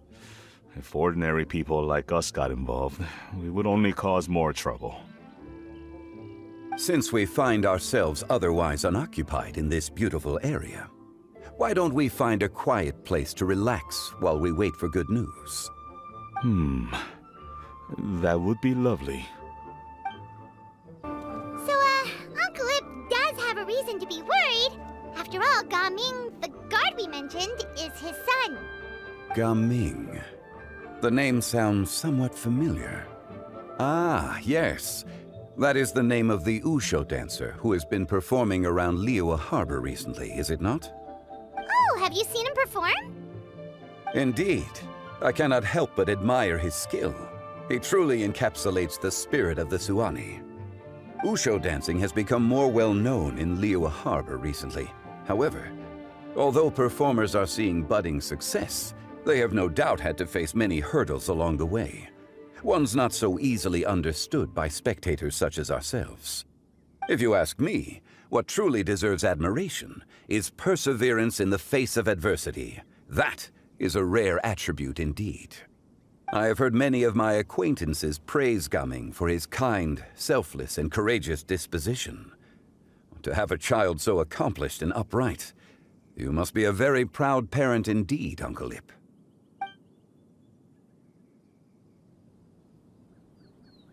Seems like Zhongli has decided to skip the formalities. Well, he's a hard worker. Yes. You should be sure to tell him you think that when he gets back. Your son is young yet. It's normal for someone his age to be a bit hot-headed. It's understandable to find talking about such things in person difficult. If there's a particular sentiment you wish to convey, perhaps we could pass it along for you. No. It wouldn't be right to ask that of you. This thing between us has festered for many years now. In truth, there are some things that simply aren't easy for us to talk through. I've been in the tea business for most of my life, and I always hoped my child would do the same. Otherwise, how would he support himself? Over the past few years, I heard how well he was doing for himself as a guard. How his work was taking him to farther and farther off places. I also heard that he never gave up on wushu dancing. It made me happy. I was also worried. When you're young, you can handle all that physically taxing work and manual labor. What young person isn't capable of making a living that way? My concern is what happens when you get old. Every time I get to thinking like that, I cannot help but be reinforced in the belief that I was right. That I was right not to give in. I often regret introducing him to wushu dancing as a kid. If I had known how things would turn out, I would have never taken him to see those performances in the first place. It is only natural for a parent to strive to send their child down the right path. No one would begrudge you that sentiment, Uncle Ip. You need not worry.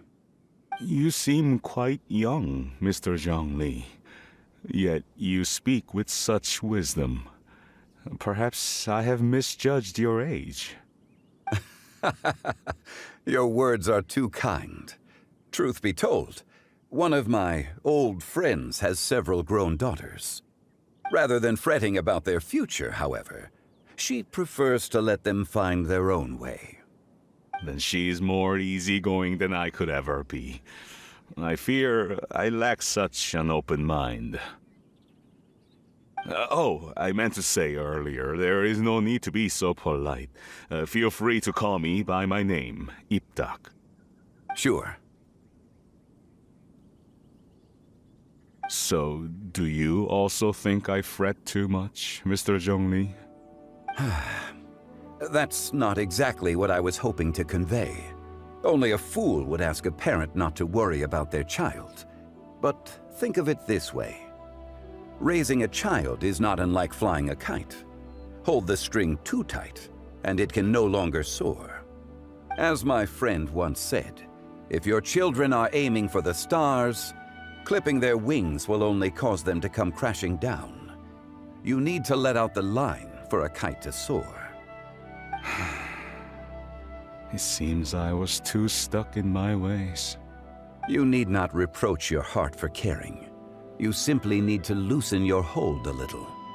Indeed, with such a big heart, why not allocate the time you usually spend worrying about Gaming to the pursuit of other things, like going for a stroll, drinking tea, or taking in the scenery. You never know what surprises could be in store. Things can change in the blink of an eye. The blink of an eye, you say? Do things change so quickly? Children grow up in quite the same way, do they not? Day after day, year after year, sometimes in the blink of an eye, but always when you least expect it. As a father, I'm sure you know that best. Yes, you can say that again. 1 second, Gaming was a kid. The next thing I knew, he was ready to fly the nest. Zhongli certainly has a way with words.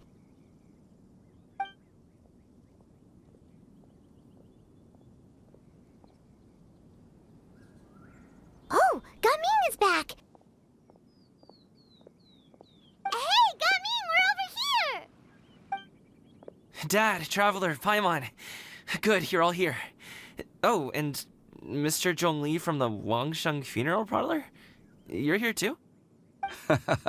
A fated meeting indeed. We were just enjoying some pleasant conversation.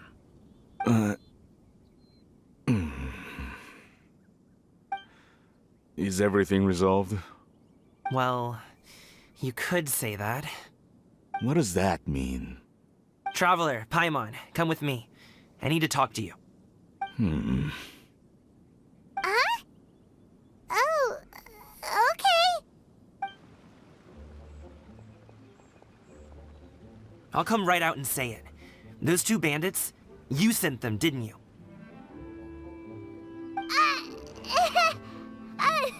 So that's how we're starting off? Can't look me in the eye, huh? Guess I'm right then. Okay, but how did you know? At first, their mannerisms seemed a bit stilted. But once I got close, it was obvious that they possessed great skills. I was right on their tail, and it should have taken only a few steps to catch up to them, yet somehow, I was never able to close that distance. People with that level of skill would have gone about things differently from the start, like sneaking up on us while we were distracted. Unless, of course, their real motive was to lure me away from the group all along. Wow, you're pretty quick on the uptake. I just have a lot of experience. I've dealt with many a ruthless bandit in my time, but I've never seen ones like them. In the end, I told them they would make good guards if they ever wanted to get back on the straight and narrow, and that they could hang out with me in Liyue Harbor anytime. You ever consider you might be a little too good at making friends? I'm guessing you guys were trying to help resolve things between my dad and me? I appreciate it, I really do. But this conflict between us has been going on for a long time. Even if those two were real bandits, and I was able to subdue them and show them what I was capable of, it wouldn't change anything. You've seen the way he talks to me. It's not like that at all! Your dad really cares about you. You should see the way he talks about you when you're not around. Zhongli was talking things through with him, and he nearly agreed to let it go. You don't believe us? He won't let it go. He can say as much as he wants to other people, but he won't talk to me. I'm certain of it. You told us you wanted to prove yourself to your dad. Why don't you tell him about all the hard work you've done these past few years? Will that even do anything? I'm not sure talking is enough. You won't know unless you try. Just like how you won't know if something is delicious unless you taste it. Listen to us. It's time to put these people skills to good use. You can make friends with anyone, so why not your dad?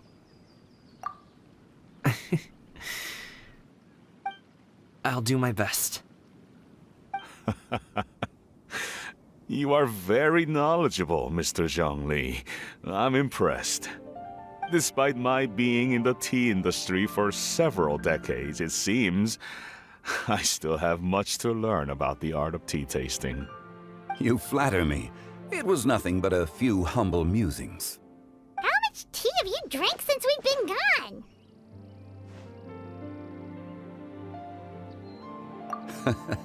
Ipdak and I have found many a common interest.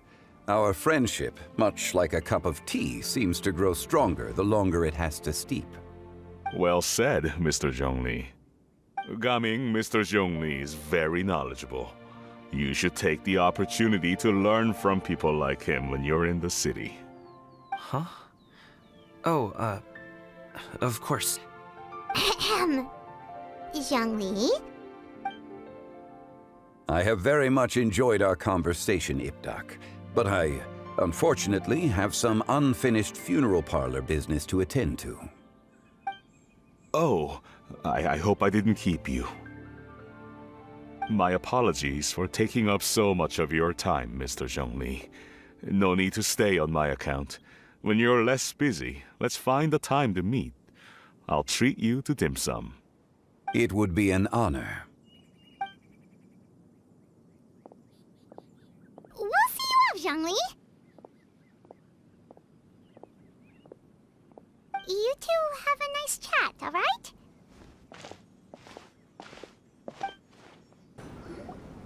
Thanks for helping us talk things through with Uncle Ip. Good thing you were able to pick up on what we were putting down. I have been around the both of you for some time now. You could say I have a certain level of expertise in that regard. As for my role in the conversation, think nothing of it. I hardly did anything noteworthy. You never change, do you? Why did you have us walk all this way? Paimon thought we just had to go far enough to be out of earshot. A friend approaches. Hello. So, you're here too? I've been here the whole time?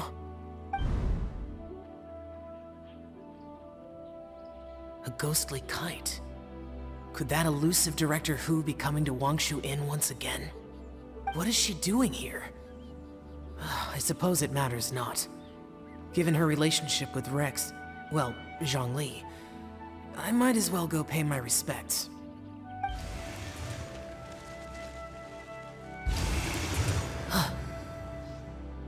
It's you! I thought you were Director Hu. Ah, your arrival is most fortuitous. Do you want to try out this new gadget? The addition of the power source makes the takeoff more stable. It's just that... He seems quite immersed in the study of this device. I fear it's almost too stable. It completely negates the pleasure of seeing one's kite sway with the wind. It's a bit of a shame. In truth, I'm here because Director Hu dispatched me to purchase some items in preparation for Lantern Rite. I see. Much like she does every year. Much like she'll do next year, I would imagine. Am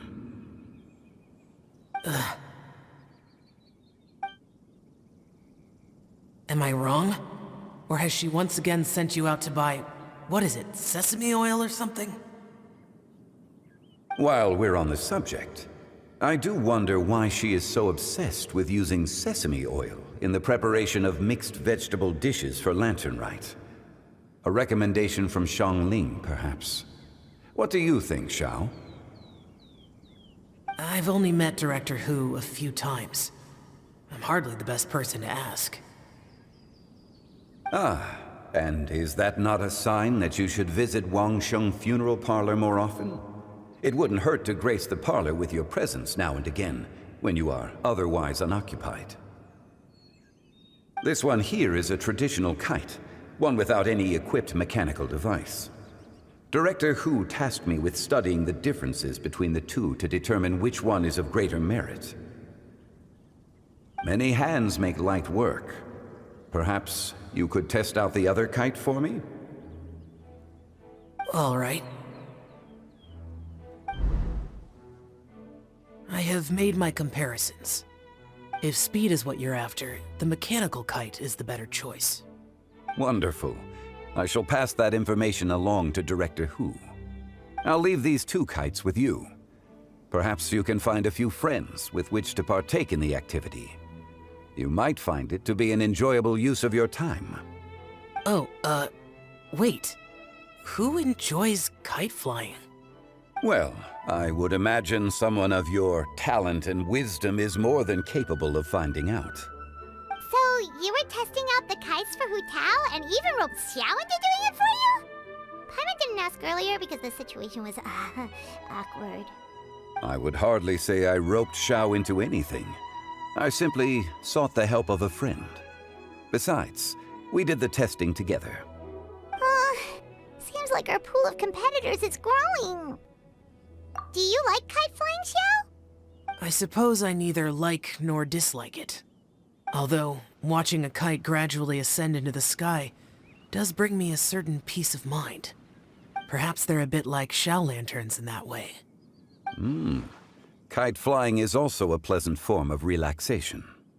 Have you ever thought about making a kite, Xiao? Cloud Retainer taught us how. We can teach you if you want. There's no need. Menogius was the only Yaksha among us who had an interest in matters of ornamentation and design. When Lantern Rite is over, come find me near Pervasi's temple if you have the time. It's getting late. I should go inform Director Hu of our findings. How's she been, by the way? Be sure to say hi to her for us. The last time I spoke to her, she mentioned that she would be visiting Chaoying Village in a few days. If you have the time, perhaps you could also make the trip. If you happen to run into her, you can pass along your regards in person. We'll keep that in mind. Take care, Xiangli. See you later. See you next time.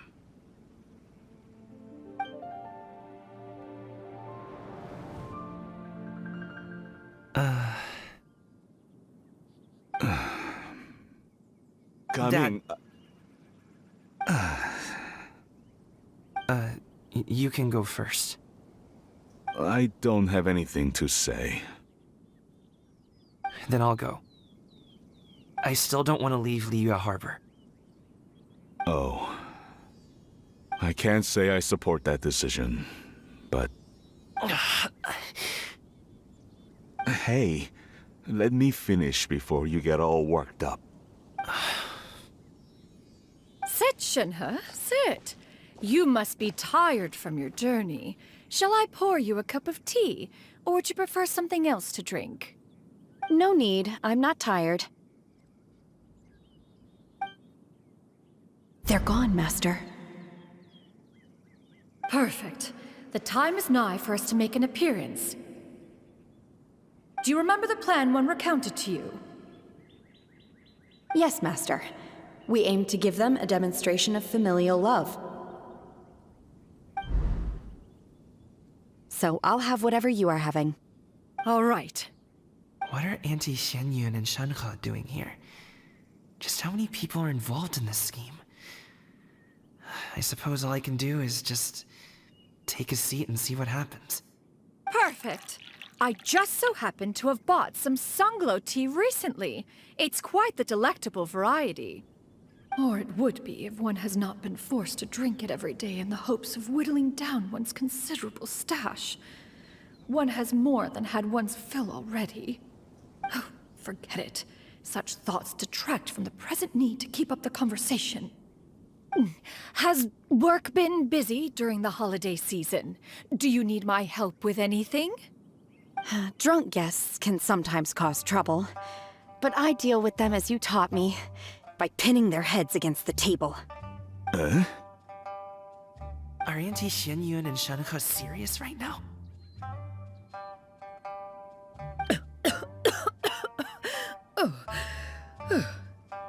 Oh dear. While one was busy orchestrating this act, one seems to have forgotten about Shenhe's various eccentricities. What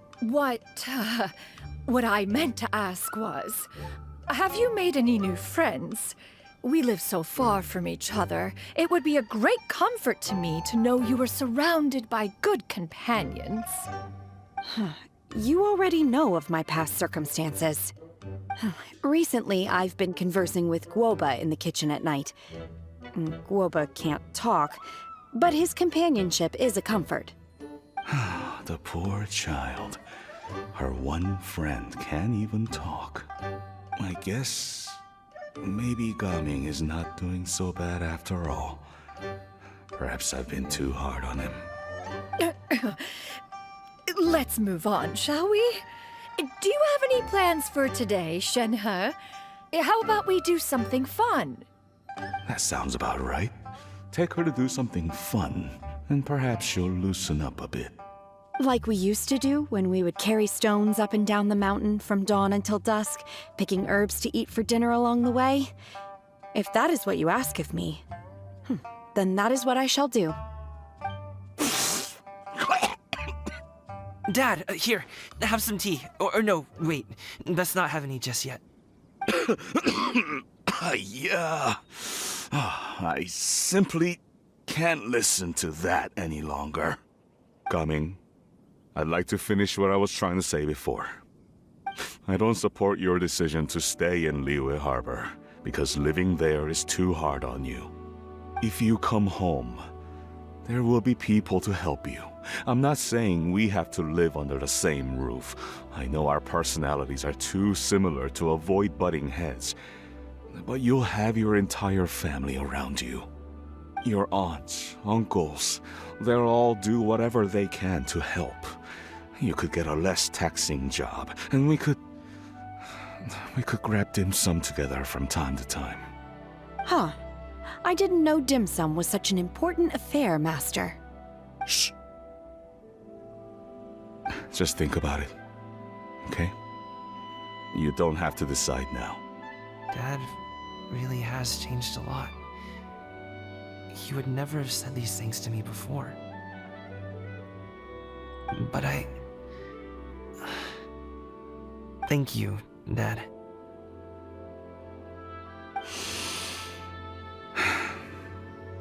It's been long enough, don't you think?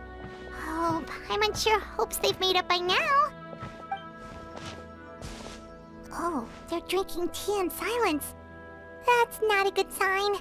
Did Xianyun's plan not work after all? Hey, you two!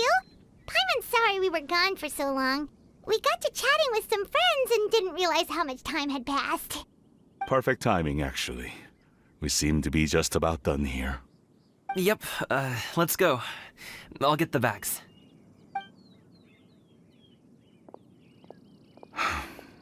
Gaming has grown a lot taller, hasn't he?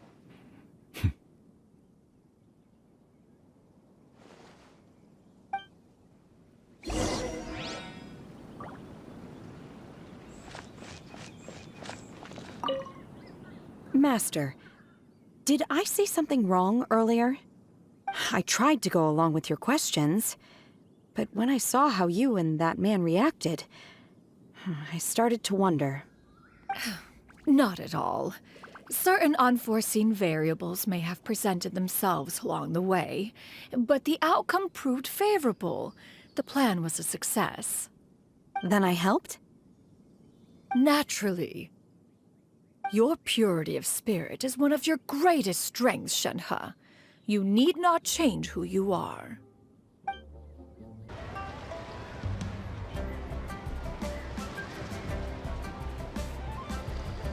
You must be Mr. Ip! Thank you for coming all this way. My name is Charlotte, and I'm a reporter from Fontaine. You can find me writing for the Steambird. I invited you here not just to purchase your fine tea, but also with the hope that you might be willing to sit down for a short interview. What do you say? An interview? To advertise my teas? I suppose you could think of it that way. We Fontainians are big tea drinkers too. The Fontaine Market. Then I'll need some time to adequately prepare. Perhaps we could sit down and discuss the questions you intend to ask in advance. Of course, of course! Please follow me.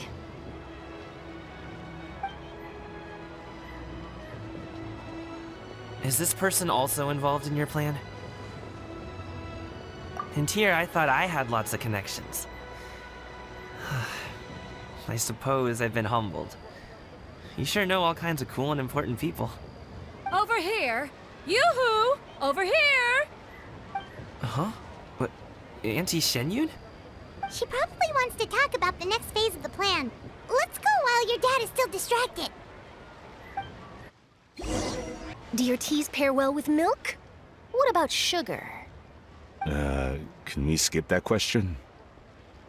Of course! You would much prefer that the teas be made plain, I suppose. Perhaps you could provide some descriptions of their flavor profiles during the interview. Ah, no problem. Noted. Now then, let's discuss tea box design, shall we? Recently, I've learned a lot about traditional Liyue motifs and their deeper meanings. I was thinking if there was some way to integrate these motifs into the design of the exterior packaging. Now that's an interesting idea. If you ask me, I would probably... I take it that all is going well? Don't worry, Shenyun. Everything is going according to plan. I knew it. I knew that was all an act earlier.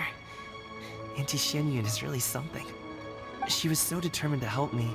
She didn't even care about making herself and Shenhe appear foolish in front of my family. She truly knows how to look out for others. I still have a lot to learn. As for the next step... Oh no! What's wrong, Gaming? Don't tell me you're the ones footing the bill for all that tea. I can't let you do that. Fret not. Reimbursements will be made. Exactly. Think of it more as an investment, as Ningguang would say. We pulled together the Mora so that Charlotte could place the order. She's gonna bring it back to the Steambird as a gift, as well as a sample of the regional specialty. Fontainians will probably fall in love with your dad's tea as soon as they lay their eyes on Charlotte's article. And once all the money from the new orders begin to roll in, getting our Mora back will be a piece of cake. Oh, okay. Business-related matters always seem to go over my head, but I refuse to let you all lose more on my behalf. I'll pay you back right now. We can talk about such matters at a later date.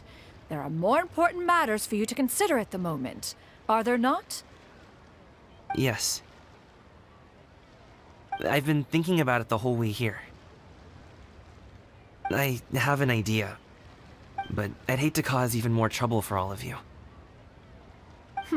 That is for us to decide. Yeah, we're all friends here. Plus, we wouldn't be here if we didn't want to help, right? Just tell us about this idea of yours. Okay. Whew. So, it's like this.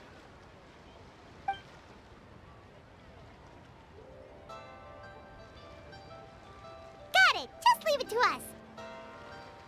Let's split up and make it happen.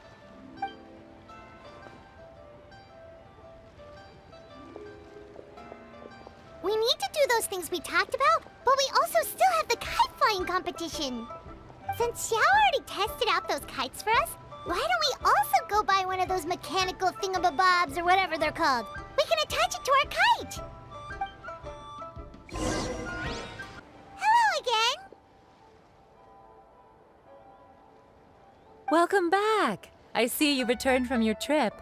I really do have to thank you for all your help from before. Thanks to you, my daughter was able to build a kite with her grandmother that very same day. She even wrote a long letter telling me how much she loved it. Oh, you should really be thanking Gaming, not us. I'll be sure to. And are you here to buy a kite? Please, take your pick. Oh, we already have a kite. We wanted to buy one of those, device thingies from Fontaine. Do you sell them separately? Yes. Here you go. Please, take it, free of charge. The directions are in the box. It's not hard to install at all. It doesn't feel right for us to just take it. Well, nor would it feel right for me to take your Mora. Good luck in the kite flying competition. I'll be rooting for you. All right then, thank you.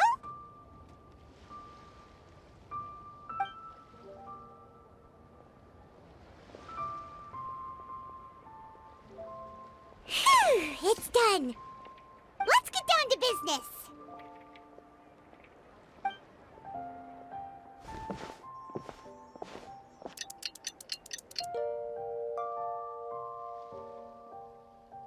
Looks like we finished everything we needed to do. Let's find a good place and put this thing into the sky.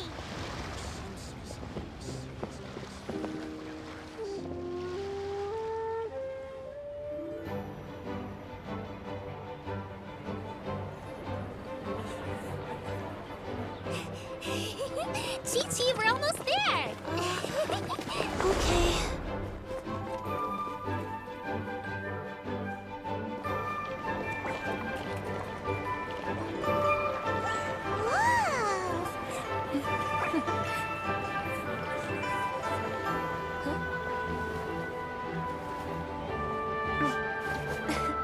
Come here, allow me.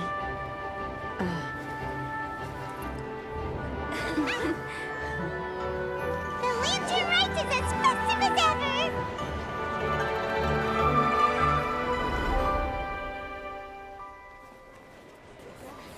Huh? Oh, what's going on? Did something happen? What should we do? Oh, should we get the Millilith?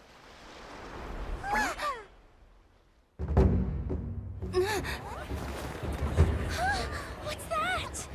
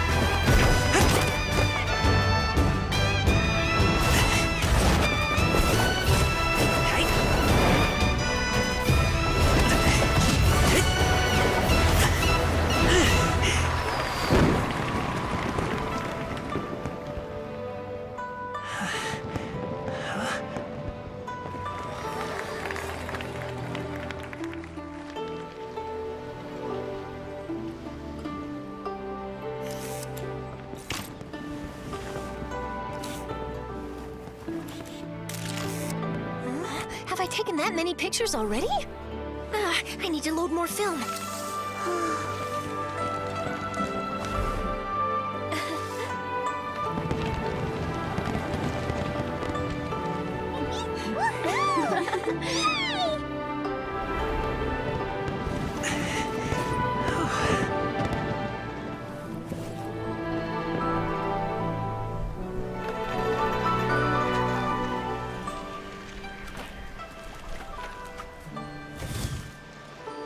Wait, the wind.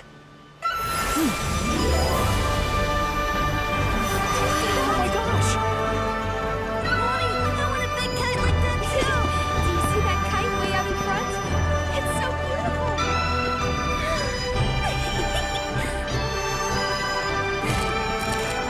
Happy Lantern Rite.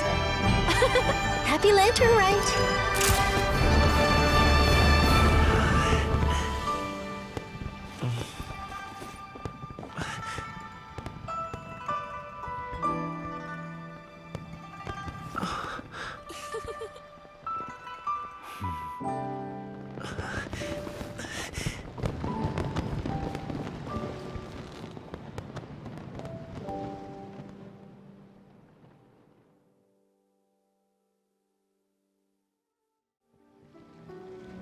Gaming's performance was so cool, Paimon almost wanted to join in. You saw that, right, Traveler? Let's go find him. Oh, he's over there, talking to his dad.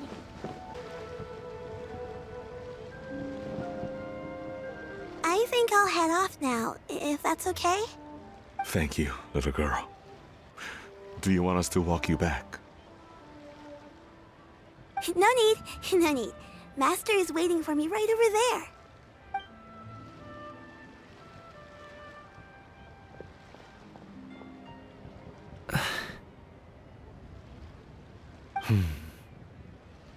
Dad.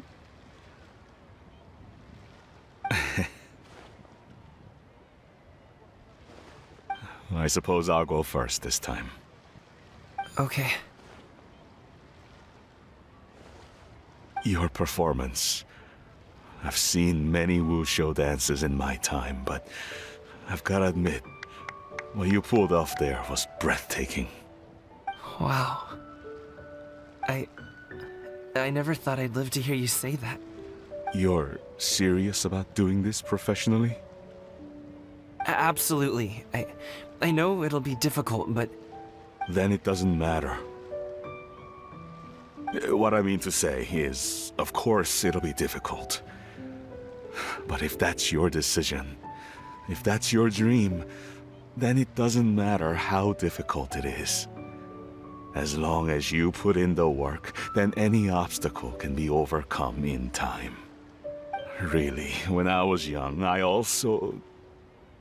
Actually, how about we save that story of my past for another time? All I really want to say is, I've changed my mind. And much like this kite, you also deserve to soar to new heights. Dad. Son. Son? Haven't heard that in a while. I bet you're wondering what's gotten into me saying all this. Well, a little bit, yeah. Anyway, I know I've never found the chance to say this before, but... to me, Gaming, you've always been a great kid.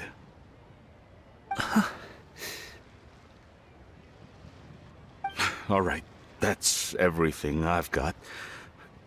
Did you have something you wanted to say, or...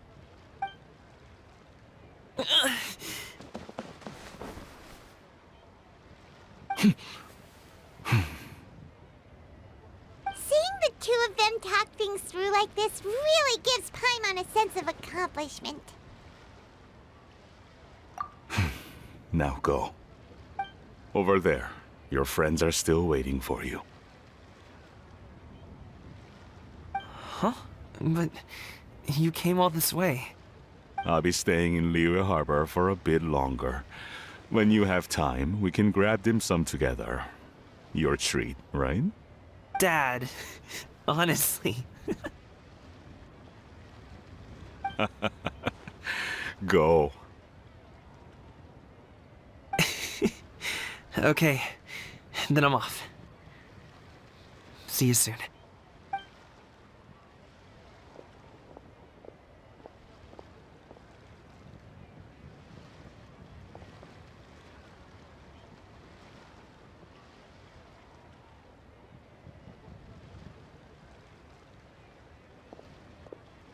That's quite the smile you've got there, Gaming.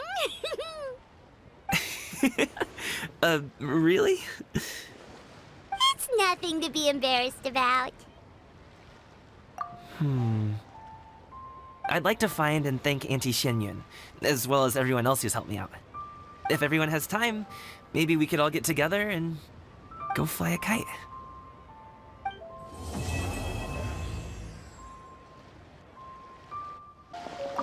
Oh, Lantern Rite was simply amazing. I'm not sure I'll be able to sleep tonight. Oh, that? Yeah, interesting story. It was invented by a guy from Fontaine. His name is Ildison. He's always tinkering away at some mechanism or another. He's even asked the Steambird to write about his inventions on more than one occasion. I believe I have a direct quote from him about this particular one. Yes, here it is. The device is powered entirely by mechanical components without the need for any additional energy source. Basically, it's a manually operated cranking device. How high it can fly entirely depends on how much force you can exert. Combining this invention with a kite. What a great idea, right? Oh, my conversation with Mr. Ip went really well. I've already sent the first draft of my article back to the Steambird.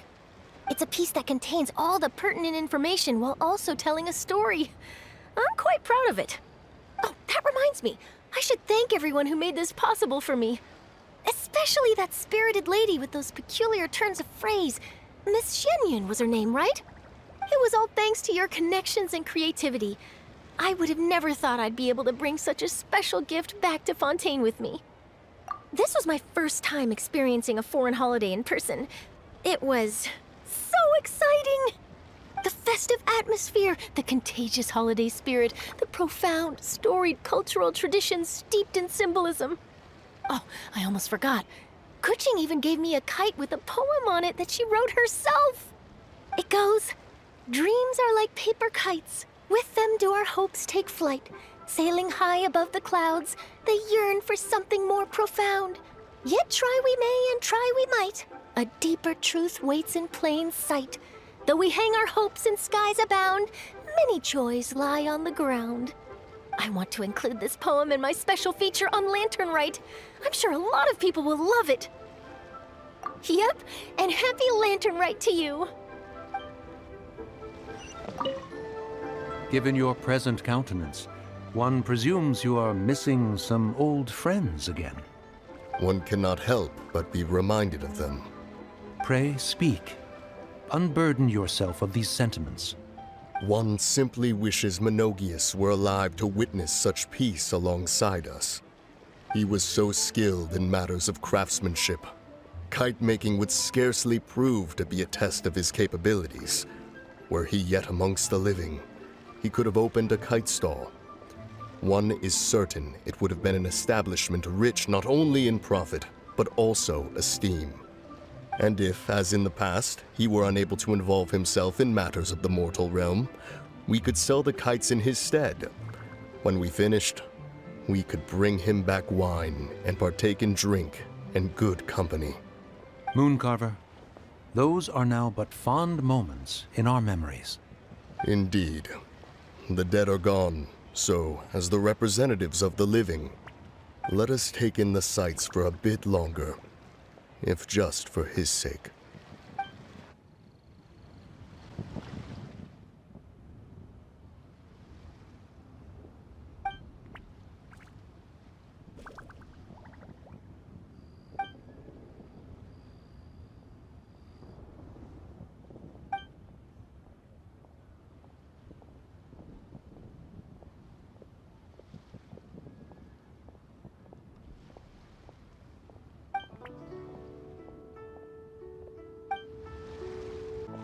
So, you're still a big fan of winter melon cake then?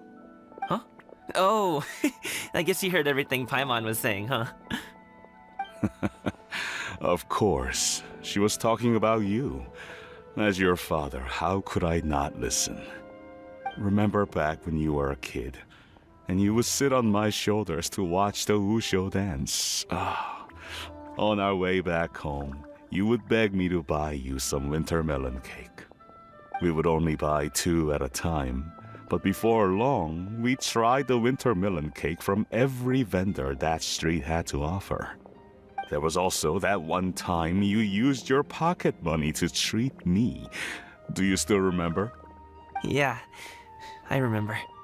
That was the best winter melon cake I ever had.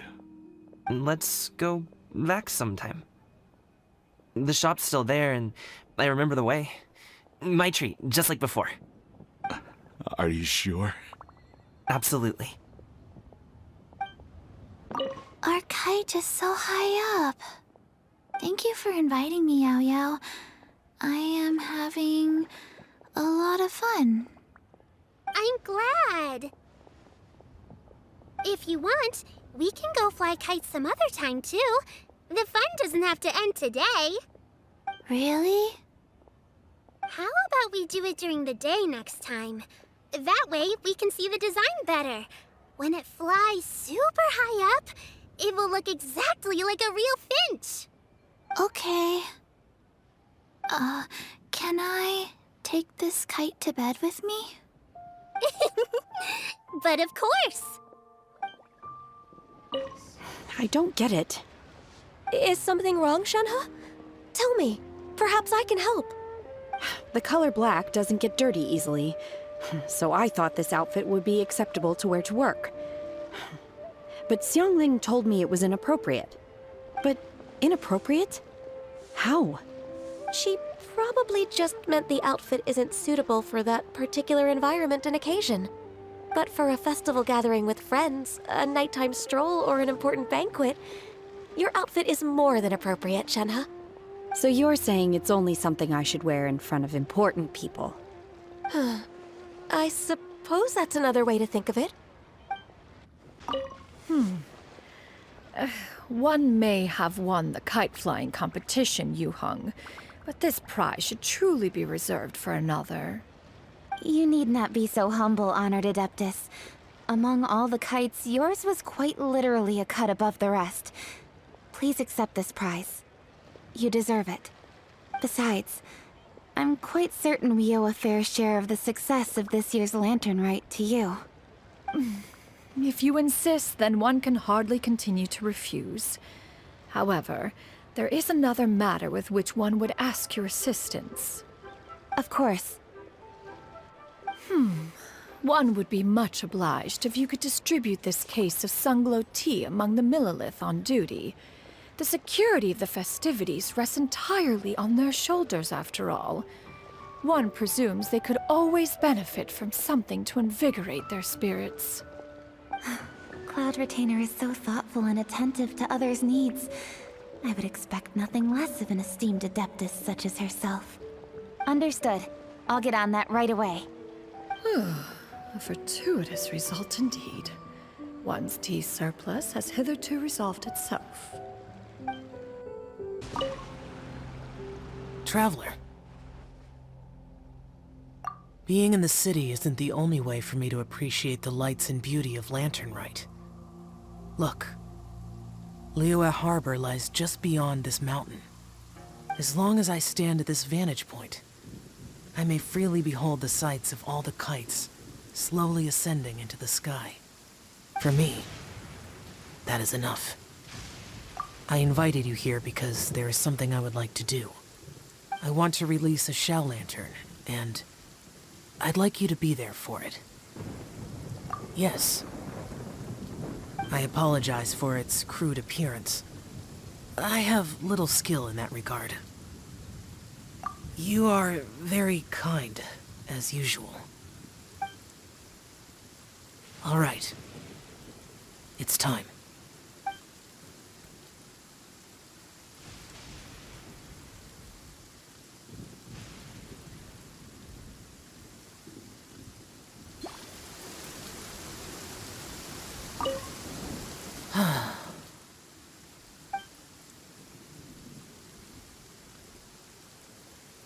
Traveler.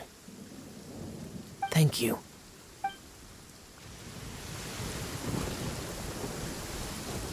Oh, Paimon almost forgot! Didn't Zhongli say Hu Tao was also planning on spending some time in Xiaoying Village? We didn't have anything else to do today, right? Why don't we go have a look around? Maybe we'll run into her.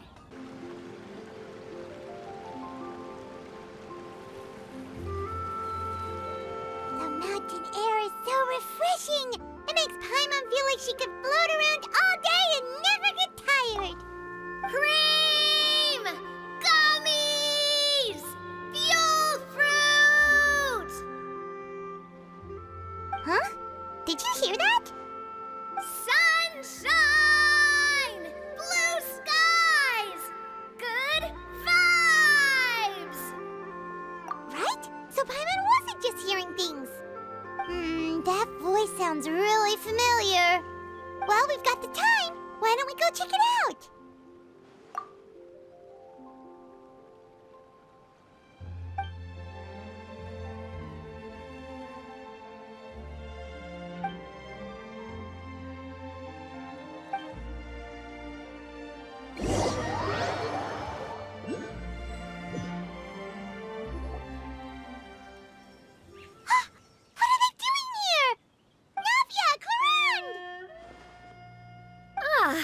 Well, if it isn't my dear partners. See, I told you that something good was going to happen during our travels today. I have to say, sometimes the Steambird's astrology column is spot on.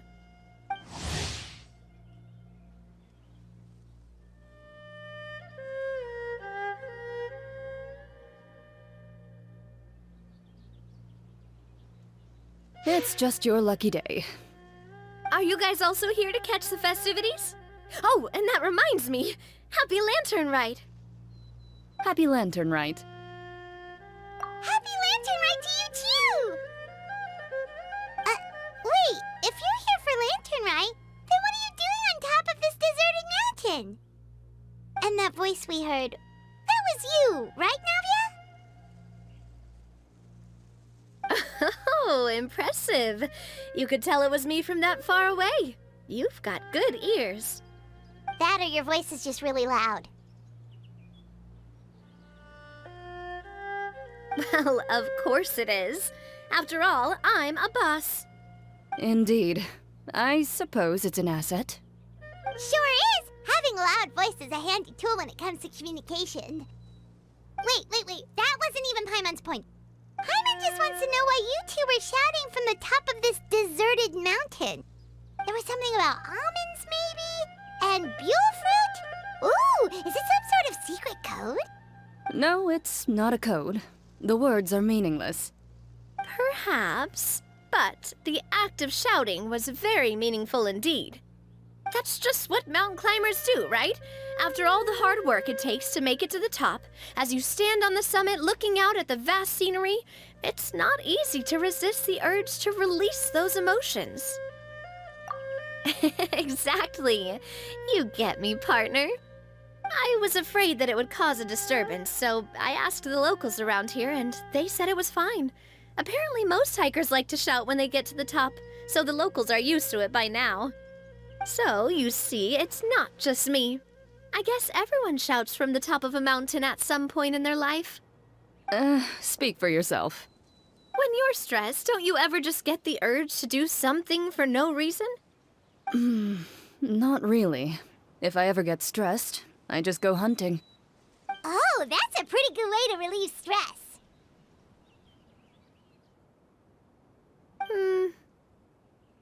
What I choose to hunt depends on my mood. Huh?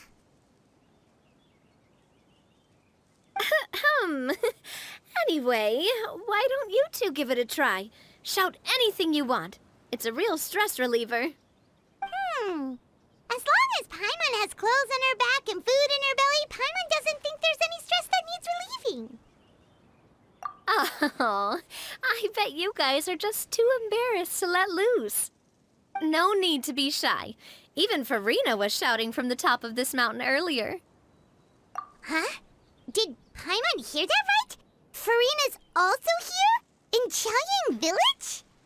Believe in your ears. It is indeed as you heard. Actually, the reason we climbed this mountain in the first place was also because we heard the sound of shouting. Yes, we could just about make out someone yelling things like, "Help me!" and "What should I do?" So we hurried up here to check it out. And what do you know? Miss Farina was standing right there, all red in the face. She practically sprinted back down the mountain the minute she saw us. Ah, that reminds me. I believe what she actually said was, "So help me, I will figure out what I should do about this script." So, you could actually hear what she was saying? Why didn't you say so earlier? I thought someone was really in trouble. I figured we would come check out the situation either way. Why not let her keep some privacy? Oh, seems like you caught Farina in the middle of some stress relief as well. She probably would have never thought... No, she definitely would have never thought she would run into anyone she knew all the way out here. I think so. We ran into Nervalet on the way here as well, but he was already on his way back, so they probably weren't together. What? Nervalet was here too? What was he doing here? It couldn't have been for vacation. I think it just might have been, actually. But apparently he only stayed for half a day before heading back. He's a very busy man. Neuvillette is not the type to take much time off. Taking even a half day for himself is already a huge step in the right direction. Didn't Charlotte publish an article on the Liyue tea industry recently? Maybe he was inspired to come buy some tea after reading that article. You know, just like you were. My situation is completely different. I'm here because I was asked to accompany you. The tea purchase is simply an added bonus of this location. You Fontanians and your tea drinking. Oh, it's not for me. I lost a bet with Ridesley, and now I have to buy him something. It was just a spur-of-the-moment sort of bet. Ridesley gets really invested in that sort of thing, but he couldn't care less about what he wins in the end. You could give him mint plants that you plucked from the side of the road, and he wouldn't even mind. If only he was that easygoing when it came to talking business. In any case, I'm pretty sure the tea you bought is this region's specialty. What is it called again? Nervalet even mentioned it earlier. Yes, that's the one. You didn't really buy 10 boxes, did you? Please, do I look like someone who would fall for that sort of marketing trap? That reminds me. You guys said you only came up here because you heard my voice, right? I hope it didn't put you out. You must have had other plans for the day. Oh, that's right. Who tell? A few days ago, we heard that a friend was going to be in Chaoying Village, so we decided to come and see if we could run into her. Oh dear. We've been chatting for quite some time. I'm sorry for keeping you. That's good. We should probably head out and look for Hu Tao. No need to stay on our account. We just got up here, so we're gonna stay around for a little longer. Go and meet your friend. We can meet up in Chaoying Village later. Sounds good. We're gonna head down the mountain then. See you later!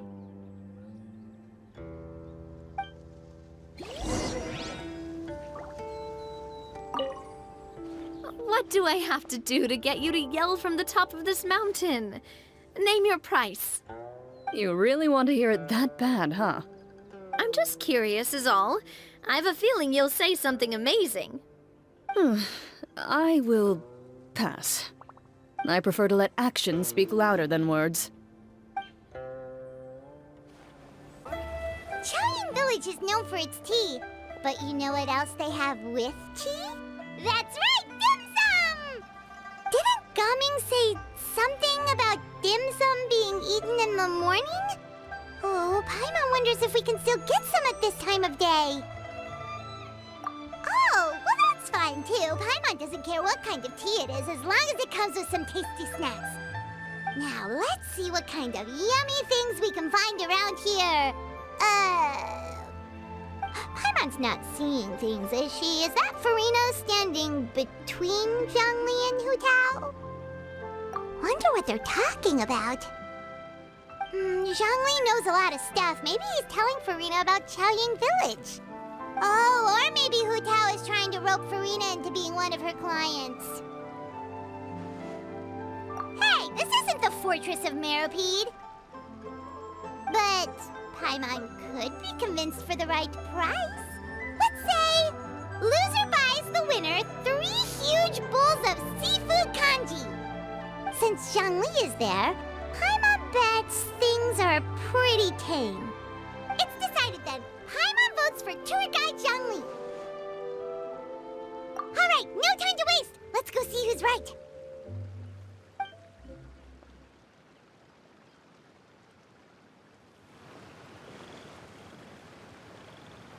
Good afternoon, Hu Tao, Zhongli, and Farina!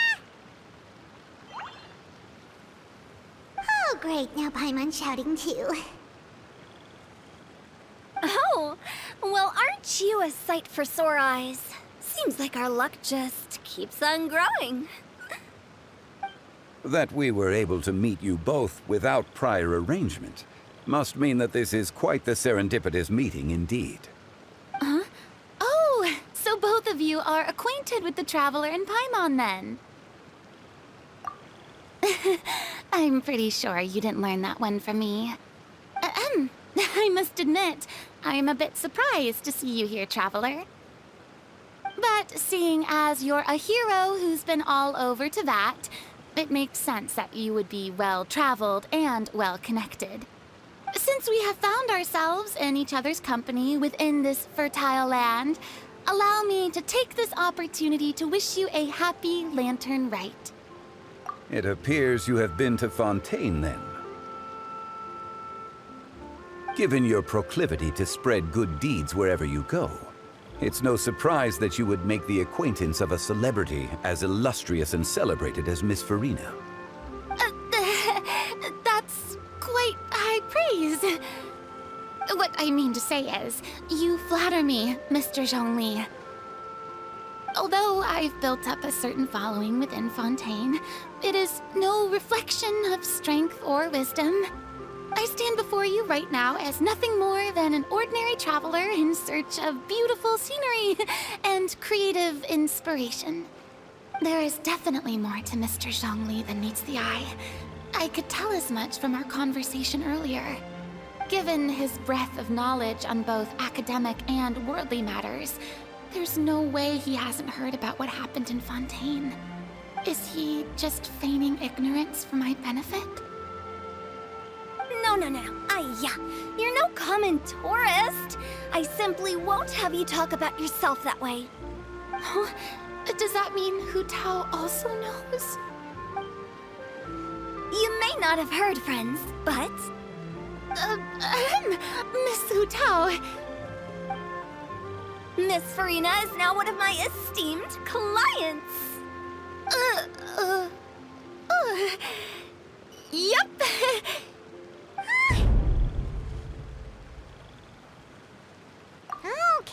Okay, you win. Guess Paimon will have to break into the hidden stash at the bottom of her shoe. What's this about winning something? Don't tell me. You two were placing bets on us.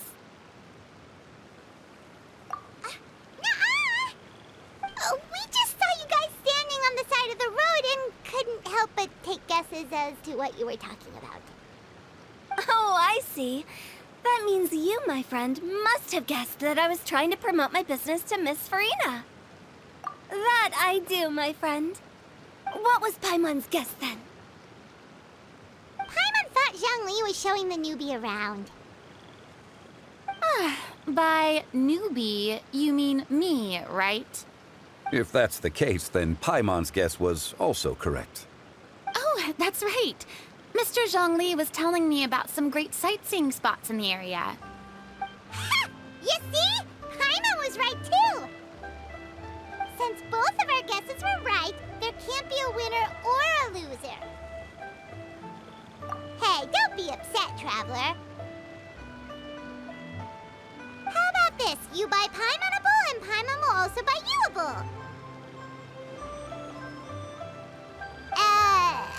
for the third bowl? Since I was the subject of the bet, perhaps it should go to me? You know, as a congratulations for the huge deal I just struck. I was just joking. Anyway, I should be the one treating you. The funeral parlor is about to bring in quite the sum after all. Oh, Paimon almost forgot to ask about the most important question. Something happen recently, Farina? Huh? What do you mean? Well, you know, with you enlisting the services of Wangxiang Funeral Parlor and all. Oh, well, yes. Really? Oh no. Paimon is so sorry for your loss. Although Paimon may have not known the person, please accept Paimon's deepest... Whoa, it's not like that, Paimon. Huh? But Paimon just thought, since you hired the services of a funeral parlor and all... Hey, it's not that big of a stretch. Really, Paimon? It's not like you don't know me. Do I look like I know anyone who would ask me to coordinate their funeral?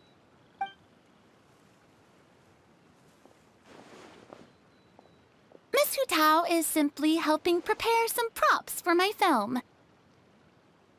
Not too long ago, I read a collection of horror stories from Liyue. The content was spectacular. In fact, I still feel the need to sleep with the light on even now. Anyway, that's not the point. Now that Fontaine's biggest star has returned to the stage, I figured it's about time the industry enjoyed a breath of fresh air. Hey, that's pretty good. I'll have to remember that for my ad posters. Oh, Paimon sees. That makes a lot of sense. So, did you come to Liyue just to enlist the services of Wangxiang Funeral Parlor? Well, not exactly. My original plan was to just relax and enjoy the sights. But then I ran into Miss Hu Tao and Mr. Zhongli, and well, you know the rest. I suppose it was meant to be. It was a fated meeting indeed. Zhongli sure loves his lofty turns of phrase. But if you ask me, it's all thanks to that man who stopped to ask for directions. Oh? Who was it? It's someone you know. Wanna take a guess? What? How did you guess that on your first try? Very impressive, my friend. Your guessing game is spot on today.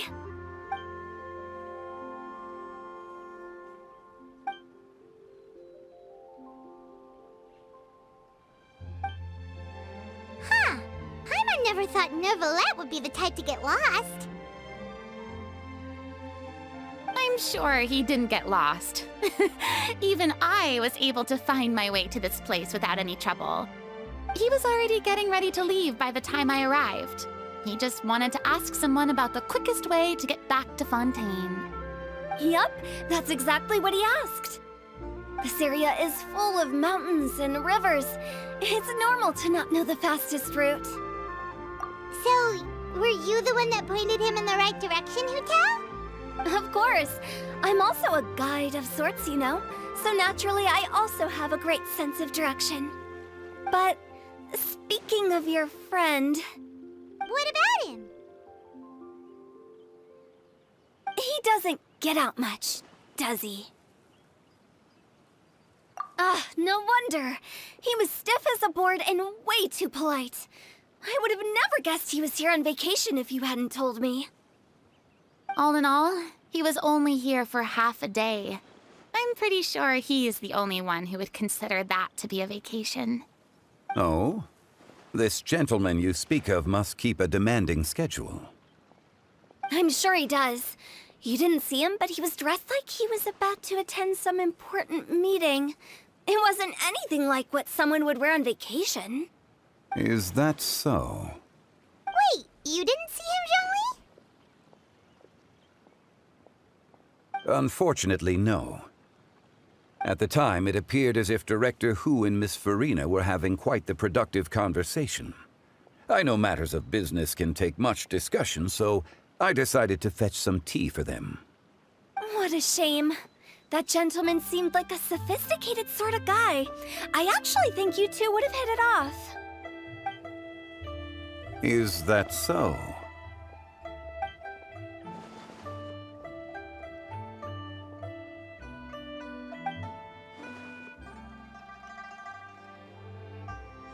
Hmm?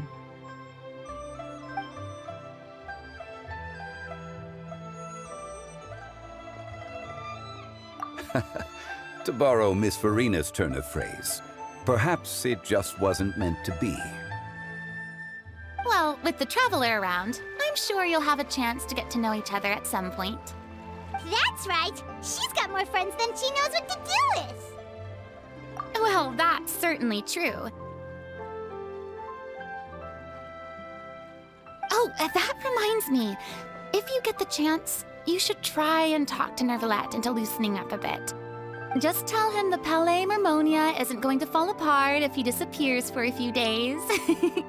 He shouldn't keep himself cooped up all the time. Even clams open their shells to let in fresh water every once in a while, right? If he's really that much of a stickler for protocol, he can fill out a leave of absence request. He'd have to approve it himself since he handles that sort of thing now, but you know what I mean. Seems like this gentleman is also in charge of something pretty important.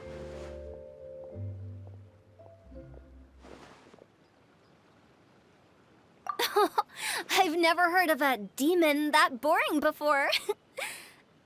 In my experience, a leader needs to be able to roll with the punches. That also includes knowing when and what to prioritize. It seems like your friend still has a lot of growing to do. If I remember correctly, he's already several thousands of years old. You're quite right, Miss Hu Tao. Oh?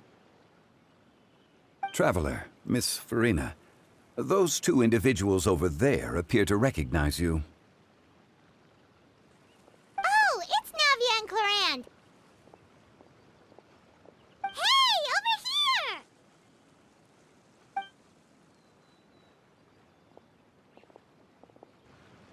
We saw you all chatting over here, and we're wondering if we could join in. Please, excuse the interruption. Oh, so polite. No apologies necessary.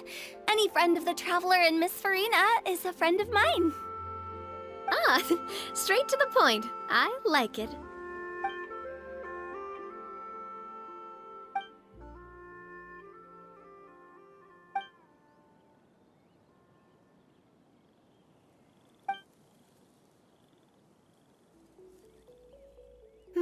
It's getting late.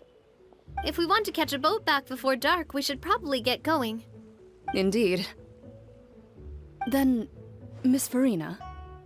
Oh, yes? When are you planning to head back? Do you need us to escort you? Oh, I don't think that will be necessary. I mean, you're not my subordinate anymore. You don't need to look after me. I didn't mean it that way. It's normal for friends to travel home together if they run into each other on the road. There are a lot of mountainous roads in this area. I imagine they'll be even harder to navigate after dark. Exactly! Just like in those ghost stories. 8 paths converge in a wood. Beside them an old house is stood. If you dare to go inside, not a soul will greet your eye. But if you take a closer look, there may be something you mistook. A candle flickers to and fro, yet there is no wind to make it so. What is its secret? What could it mean? In this wood, where mystery screams. Ooh.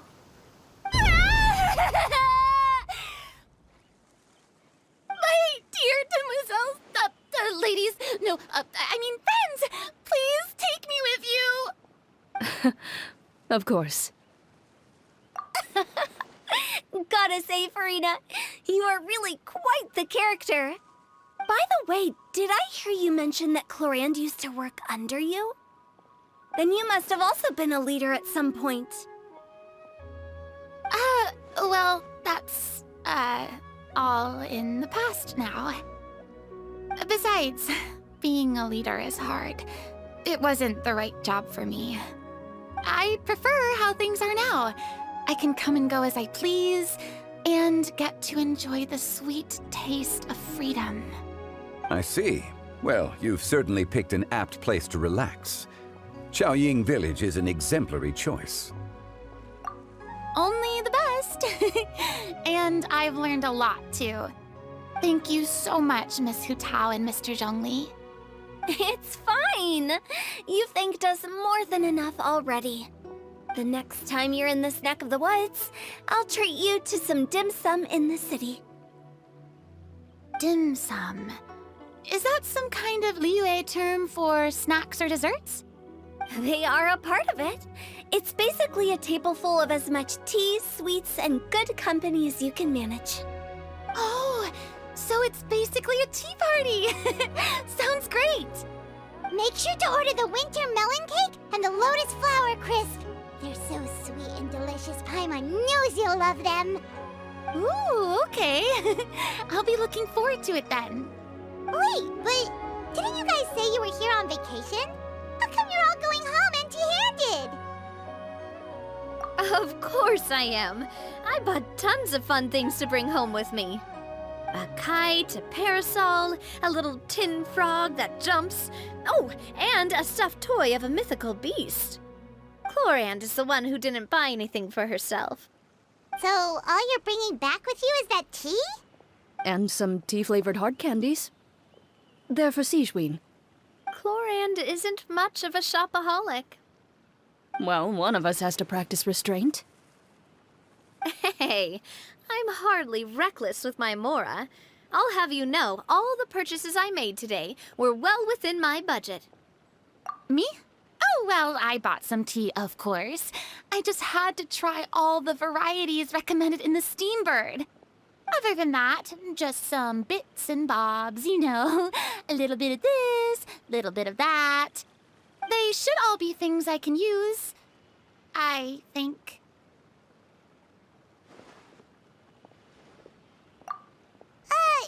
Now Paimon's even more confused.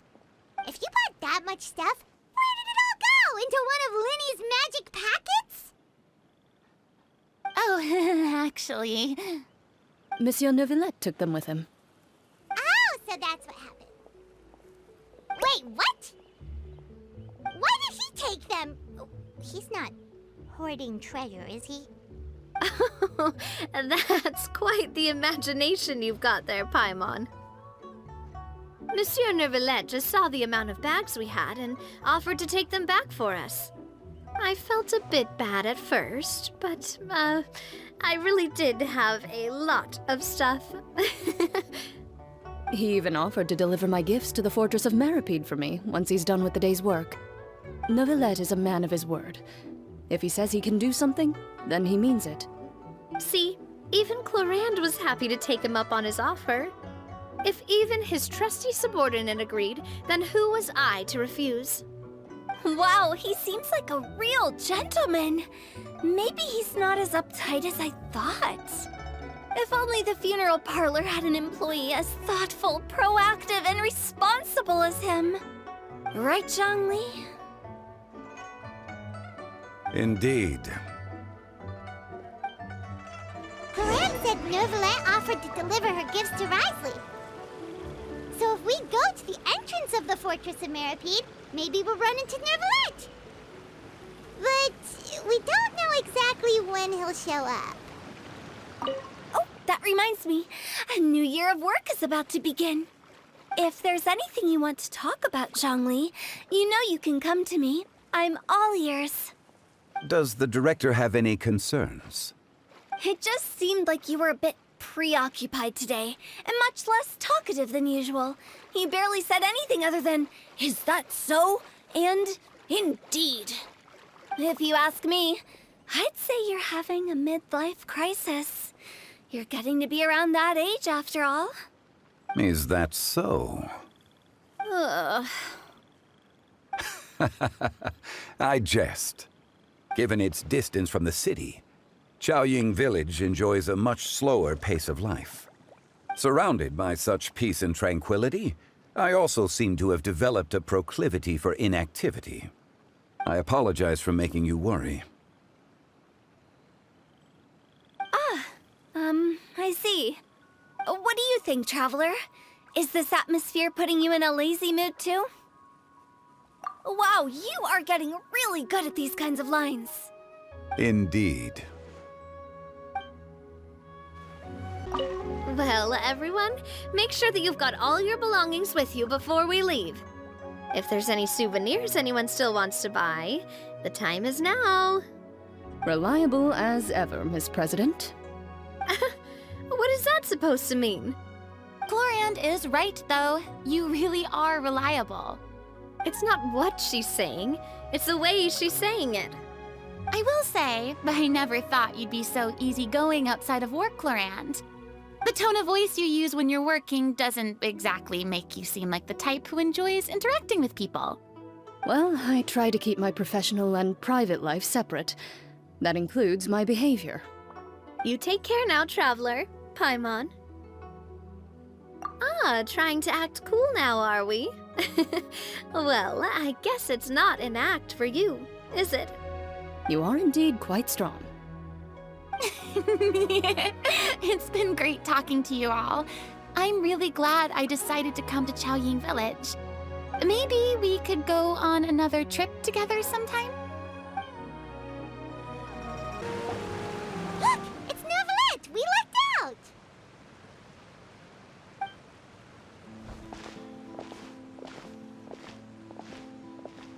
Oh, it's you. It has been some time since our last meeting. Few people frequent this location. Since I was able to conclude my work early for the day, I thought I might take a walk and avail myself of this area's peace and quiet. You call this early? Do you always work this late, Neuvillette? Strictly speaking, that depends on the agenda for the day. I am hardly bereft of time, however, so working late is of little consequence to me. Really? If you have so much time on your hands, then why did you only go to Chaoying Village for half a day? First, I should clarify that I was referring to my lifespan, rather than the time at my disposal on any given day. Second, I was unaware you possessed knowledge of my trip to Chaoying Village. I see. Thank you for informing me. Yes, they have been safely delivered. I have to hand it to Chlorand. Just a simple gift delivery, and she has the great and mighty Udex at her beck and call. I was just passing through. It was merely an act of convenience. All right. Then I hereby confirm receipt of the goods on behalf of the staff of the Fortress of Meripede. A verbal receipt of confirmation? Is such a formality really necessary for a small matter such as this? Guess not. This quantity of tea, though, seems a little excessive for a gift, don't you think? Before you know it, they'll start accusing me of taking bribes. About that. Much of that is my own excess, I'm afraid. Oh? Why? What happened? It was buy 10 boxes, get half off. Ah, that explains it then. Well, go ahead and leave them to me. I'll get through this stash as fast as I can. You have my thanks. Oh, there's something else I'd like to give to you. This is a stone slate, engraved with a symbolic design. While that is an apt description, it is in actuality a legal codex. A legal codex, huh? Before the advent of modern writing utensils, information was recorded on stone slabs such as this. The law was no different. Okay. Since ancient times, the scales of justice have symbolized the fairness and impartiality of judiciousness. As a tribute to that sentiment, this slate was designed after a traditional legal codex and engraved with a symbol instead of text. During my travels recently, I chanced upon a roadside stall offering tourists the opportunity to try their hand at the ceramic arts, so I decided to have a go. We joked with Clarence some time ago about gifting you a legal codex. So, here you go. Ah, so that's what this is about. I did not expect you to remember it as well. In any case, I hope this can be considered as a reasonable attempt to join in on the banter. It is a very good attempt. I suppose I shouldn't be surprised. Even your sense of humor centers around the law. That's an impressive level of commitment.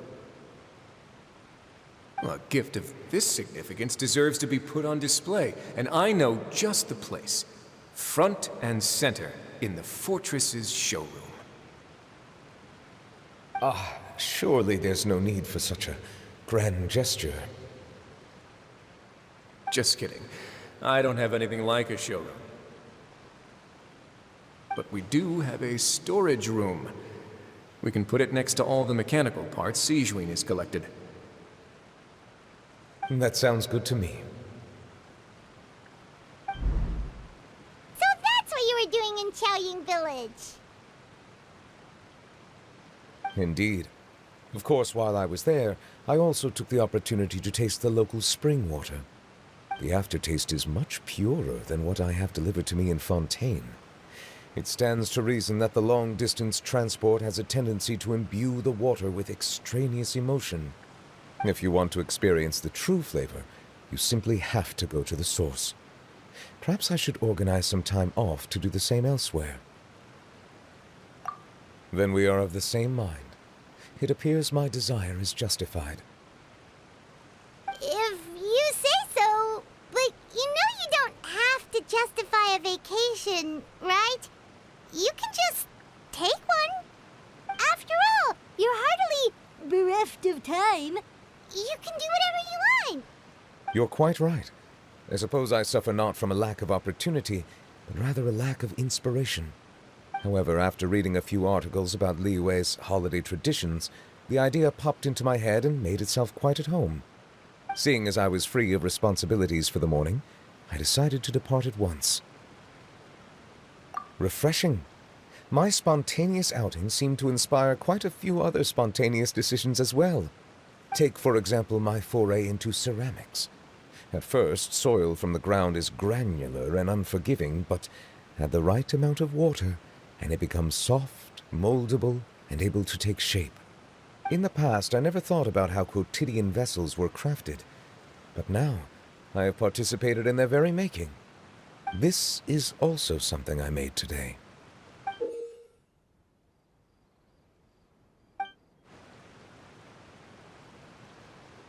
That's a ladle? Paimon thought it was supposed to be some long-necked sea creature.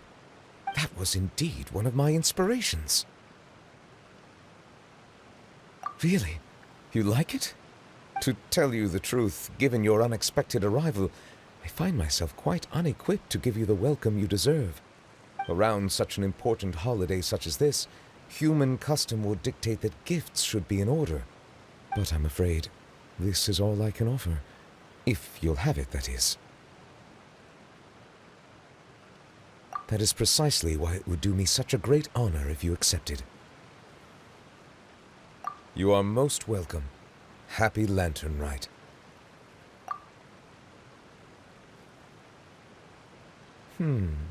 Approve a leave of absence request for myself.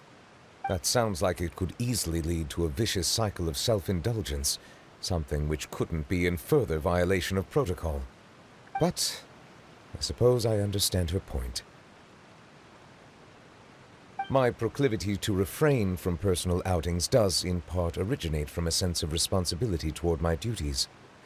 But it is also due to a lack of desire to engage in the human world.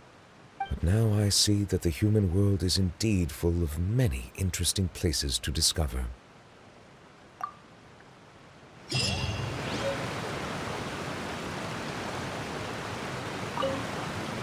Lantern Rite marks the start of the new year in Liyue.